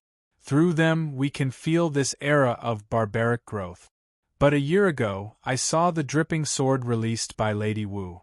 Its usage requirements aren't high, and its consumption isn't great. The vast majority of awakened on the mental side can use it. However, it isn't a simple matter to use it well, to use it fully, and to use it to a high standard. After today's lesson, I am even more convinced that this simple technique can completely squeeze out the potential of an awakened. It can exhaust the imagination of an architect. Even if one reaches the level of an extraordinary, one can still unearth valuable topics from this technique. The conference room in the video was in a bit of an uproar. Clearly, the participants were somewhat unable to accept President Ouyang's high evaluation. Ouyang Chen then gave his explanation. It looks like the dripping sword doesn't touch upon anything essential, but by relying on the 6 simple structures of the mental interfering with the material plane, it has realized far too many changes. It is like the basic material elements can form the entire world. We should also take note of the condensation ring at its most core position. It has an inconceivable possibility. On the microscopic plane, it achieves the highly efficient collection of water molecules through an extremely concise structure. It can completely replace the microscopic ability of extraordinaries. Why is it like this? I have yet to come to a conclusion, but this technique of going from simple to complex, from complex to simple, and switching between simple and complex at will is extremely mature, complete, and high-level. So much so that I believe that this is the result of 100 years in advance. As far as the present stage is concerned, there is no way to increase or decrease it. There is nothing to nitpick about. As a user, I can know how it is, but I don't know why it is. But as a researcher, I must bow and pay my respects to this genius and exquisite design. Then President Ouyang really did turn around. He bowed his back toward the faintly smiling Her Majesty Empress Wu. The video ended here. Truly kick-ass. Luonan gave this crude praise to both Her Majesty Empress Wu and to President Ouyang. Using an imprecise expression, a water molecule had a diameter of approximately 0.4 nanometers. Even though Luonan's soul strength had advanced by leaps and bounds, his precision was barely able to touch the micron level. There was still quite a bit of distance from the nanometer scale. Under normal circumstances, Luonan did not know how long it would take for him to effectively collect water molecules by relying solely on his soul strength. But now, a tiny basic structure had accomplished this. Luonan was unable to figure out the mysteries within with his current level of knowledge, no matter how hard he tried. The puzzlement was hard to resolve, but it was also full of admiration. So much so that Luonan had a thought. It seemed that bowing to this legendary lady was not unacceptable. Another afternoon passed after Luonan finished reading the handouts and note.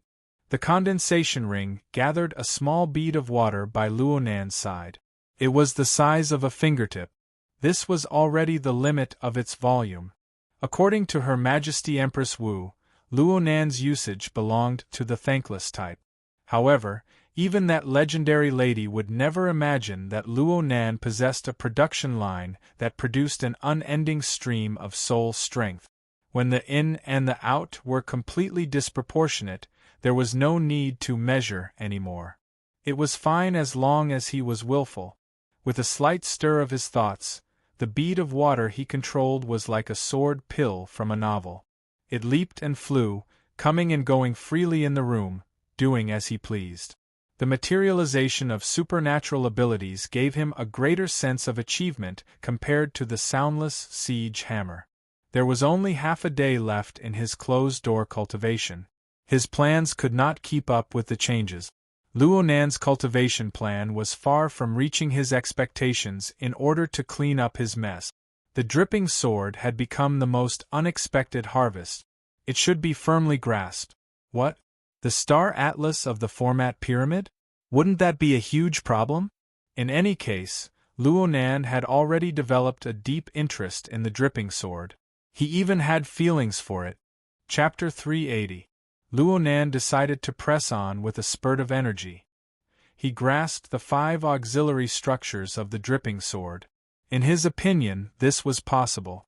The 5 structures of amplification, acceleration, sharpening, explosion, and guidance were all built around the condensation ring. The complexity of the structure was low, and the requirements for precision were also very limited.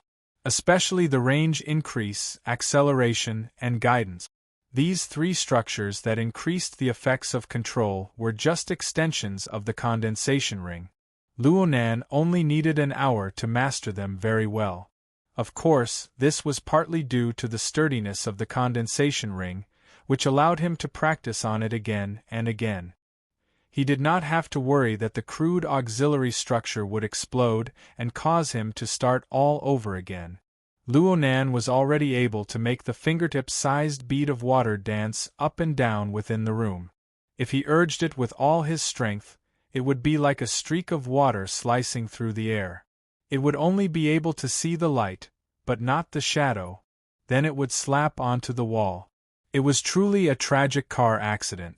The 3 auxiliary structures had exploded on the spot, and the water accumulated in the condensation ring had all been left on the wall, flowing down the wall. Only the structure of the condensation ring had withstood the test. Luonan also knew that the room wasn't suitable for training, so he cast his gaze towards the sun-covered courtyard. The condensation ring, which was still accumulating water, was driven by Luonan to smash into the screen window. The screen window was breathable, but this condensation ring was already at the micron level. The fine mesh had no effect on it. After exiting the window, in just 2 seconds, the auxiliary structure and water were all replenished. Luonan had a good feeling as he watched the water vapor gather and scatter around the condensation ring. Controlling the bead of water to fly here and there felt even better. Without the restraints of the ceiling and walls, the water droplets initially flew randomly in the yard, but then they spread out in circles. Finally, they passed through the roofs and branches of the community until they flew more than 2 kilometers away.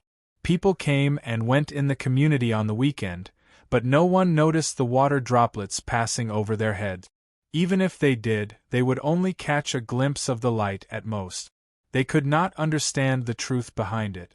The water droplets that were controlled by soul power could naturally reach the location covered by soul power. However, Luonan also comprehended Her Majesty Empress Wu's philosophy as he operated. As the distance between him and the water drop sword grew longer, he needed to expend more soul energy to maintain his connection. It also required many auxiliary structures to adjust.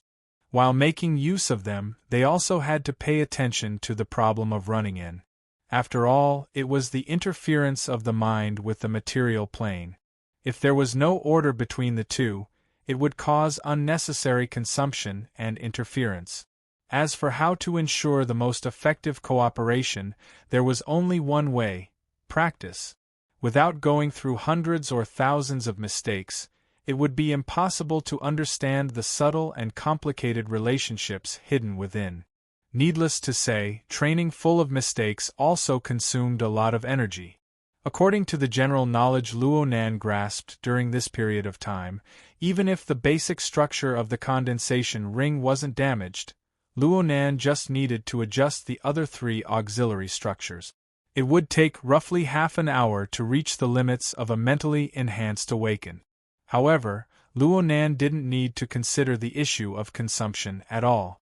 He only felt that the feeling of hitting wherever you pointed within a range of more than 10 square kilometers was super cool.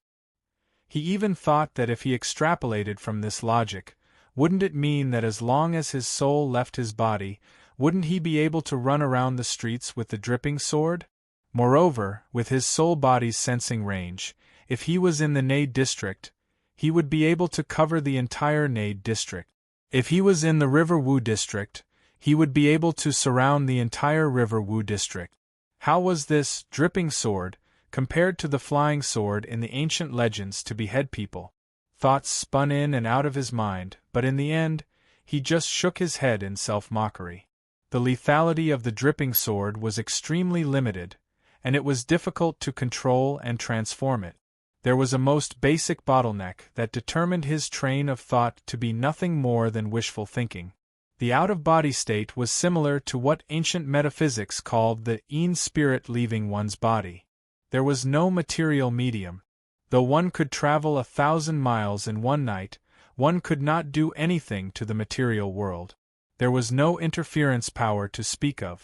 In this way, as long as his soul left his body, the condensation ring would naturally. Luonan's mind was suddenly stupefied. After the blank period passed, his previous train of thought was completely washed clean. The following thoughts were like grasslands after a spring or summer rainstorm. They grew endlessly. What would happen? What would happen to the condensation ring after his soul left his body? That's right. Soul strength needed to have a material medium in order to be used in the material world. If he first left his body and then made the condensation ring, his interference power would not reach a certain level. He would never be able to carve it into shape. But now, he had already made the condensation ring in advance. He had embedded this precise structure into the boundary between the mental and material planes. Though its nature was rather subtle, it was already an actual existence from the perspective of the material plane. It was tantamount to him having made a machine. This machine could automatically gather raw materials, water molecules, and carry out production. All that was left for him to do was to fill it with fuel, soul strength. In this way, when his soul left his body, the condensation ring would be the medium. It would be the medium. It would be the medium. It would be the carrier. It would be possible to realize interference. Wasn't that right? Luo Nan lay down on his bed, cutting off all his thoughts.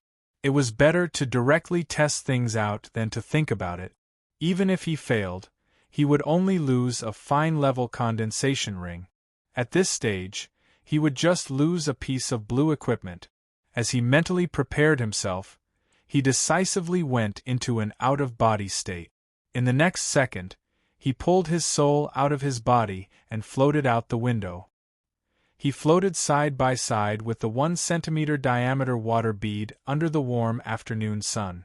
There was quite a bit of time between now and noon, but the slanted rays of sunlight and the dense yang energy in the air still transformed into formless astral winds.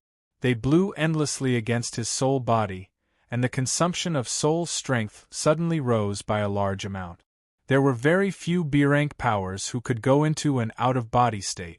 Very few of them would brazenly go astray in the day and compete with nature in the first 2 or 3 years after they reached this realm.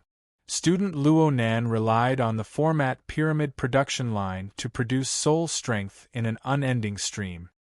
He had abundant stamina and was able to do this willful method. Luo Nan still didn't consider the problem of consumption. Right now, he only paid attention to the condensation ring. The water bead had yet to collapse on the purely material plane, and there was no obvious wear and tear. As for the condensation ring at its core, it was extremely stable. It steadily consumed soul strength. Everything was calm and tranquil. It was natural. This feeling was like being engraved in a lens. It was preserved in a negative, the moment of a swift paddling through the water. Though the water mark was shallow, it was nearly permanently engraved. The infusion of Luo Nan's soul strength gave this simple remnant image a new layer of color. Through a different form, it obtained a life force. Perhaps there was a problem with the analogy he chose. Right now, Luo Nan's heart was filled with a swift, causing a nearly delusional realization to appear in him. It involved the mutual interference between the mental and material world. Luo Nan felt that when the interference occurred earlier, the user seemed to have warped time and space to an extremely small extent. The user had intercepted an extremely minute fragment from the endless river of time that Luo Nan had experienced. Then, the user had used soul strength to endow it with new meaning. Damn it. This topic was too deep. If Luo Nan thought a bit deeper, his brain capacity would explode. Plus, his train of thought had clearly gone astray, so he decisively gave up. In any case, the facts before his eyes verified Luo Nan's initial thoughts. There was no problem at all with continuing to control the condensation ring after his soul left his body. The two naturally intersected. There was a continuation of a timeline and a cause and effect relationship. Who created who? Who attached to who? It formed a very interesting circle. Luo Nan had a faint conjecture. Perhaps other mentally enhanced ability users wanted to use their soul bodies to interfere with the material world. They should have done so through similar methods. That was to first create a stable tool that could be attached to. It could be a condensation ring, a hot air balloon or a glider. As long as there was a small object that could intervene between the mental and material planes, then it would be like what was said in philosophy classes. Humans create and use tools. They are different from all other animals. Then they change the world. Of course, not just any condensation ring could achieve this function. The condensation ring Luonan created was a piece of blue equipment. Yes, it was possible that it was a piece of purple equipment. This condensation ring had certainly crossed a certain threshold in terms of precision. It had met some strict standards. Only then was it able to maintain stability for a long period of time in the boundary zone between the mental and material planes. Only in this way could it become a tool, a machine, and not a mere delusion. Luonan's soul soared into the air. His soul's strength continued to act on the condensation ring, forming an unquestionable interference force. The water bead's bearing capacity was quite weak. Luonan tried to add a bit of force, and the bead collapsed into mist. However, the condensation ring structure remained stable, and it continued to gather water. Luonan certainly needed to make adjustments if he wanted to go a step further. Luonan pondered over the technique within, but his brain was a bit too excited right now. His train of thought was erratic and hard to control. He had just had some inspiration for micromanipulation when a string of seemingly splendid thoughts suddenly burst forth in his mind. Yet he could not find the reason for them, stirring them into a pot of porridge. All right, this was just a reminder. He should not forget himself from excitement. Perhaps he had overlooked something. He could think deeper. Were there any relevant factors that he had not considered? Luonan pondered for a while to no avail, so he changed his perspective. What problems had he not resolved over the past 2 days? The economic crisis in the Format Pyramid, the remodeling of the Star Atlas, the root receptacle, the root nature, and the root nature, the outsourcing of Her Majesty Empress Wu's business, the paranoia of his aunt and uncle, the setback in the exploration of the mysteries of gear. Luonan only discovered that there were so many unresolved problems on his body after a rough combing through. This was still a time of peace. If the threats from headquarters, the Order, and Quantum Corporation were added in, would he still want to live? Luonan reflexively wanted to rub his own head. He wanted to see what sort of person was capable of stirring up all these threads together. However, it was his soul body that moved. The body lying on the bed in the room was motionless. This was the inconvenience of a mental journey. The spiritual light was like a blade, instantly severing all of his chaotic thoughts. It was also like an electric shock. The powerful light tore through his mind, illuminating the hazy world for a time. Stimulated by the spiritual light, an object that existed within his brain but was not part of his flesh and blood appeared.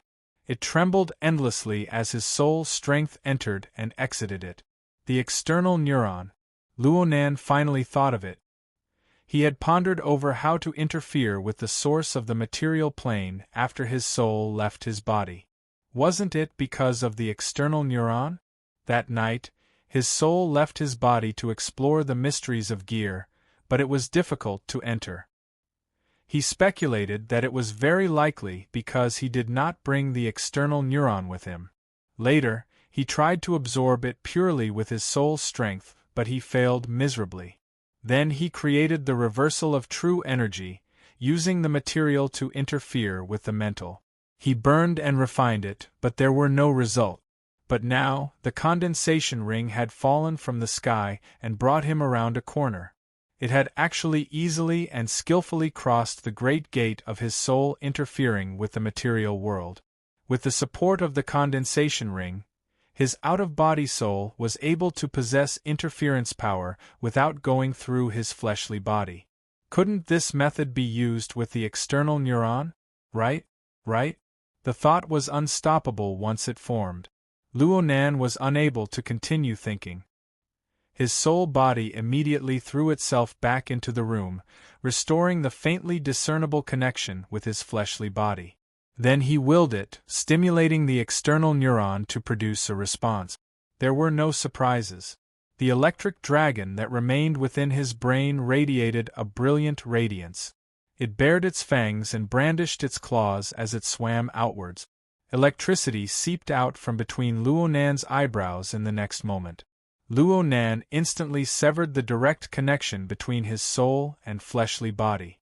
The external neuron had just thrown itself outside his body when it lost its guidance. Naturally, it was about to retract back. Luo Nan's soul strength drove the condensation ring to meet it. On the mental plane, electricity and the condensation ring's structure collided. There's a way. How could there be contact if there was no interference? Luo Nan's joy only lasted for 1/100th of a second before the external neuron's powerful impact crushed through the condensation ring. The accumulated droplets of water simply collapsed into mist, leaving not a single drop behind. The 3 auxiliary structures that supported the condensation ring were instantly wiped out. As for the condensation ring itself, it shook violently. Luo Nan's heart sank. Was the condensation ring's carrying capacity still insufficient? Before Luo Nan could find a basis for his rising and falling emotions, the electricity of the external neuron instantly split apart. It actually followed along the structure of the condensation ring, changing and flowing. It was like a special kind of ink that followed along the traces in the void to re-inject itself. In turn, Luo Nan's soul strength was affected by the pull. It followed the traces left in the void and walked once more. Luo Nan had a clearer understanding of this process. Oh, that's not right. How was this filling? This was simply using the structure of the condensation ring as a mold. Electricity took the lead, and the main body of the external neuron came afterwards. Holy crap! Luo Nan could only watch helplessly as the condensation ring he was so proud of exploded by the external neuron. There was no luck to speak of.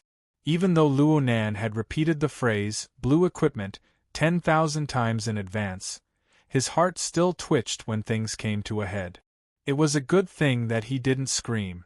Just as he hated that he couldn't beat his chest and stamp his feet, a certain stimulus flashed in his mental senses. It was like a red-hot branding iron that pressed down. Luo Nan finally couldn't hold it in. Even though he was in his soul-body state, he still let out a cry. A structure of flowing electricity appeared in the void.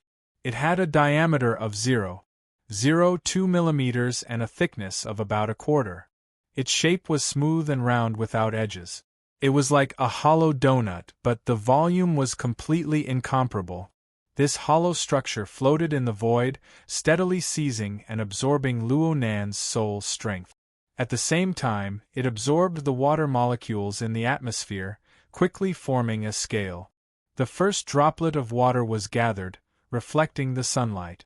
It was a riot of colors, like a condensed rainbow. This was the external neuron, but at the same time, it was also the condensation ring. A dove taking over a magpie's nest? Or perhaps it was a rebirth.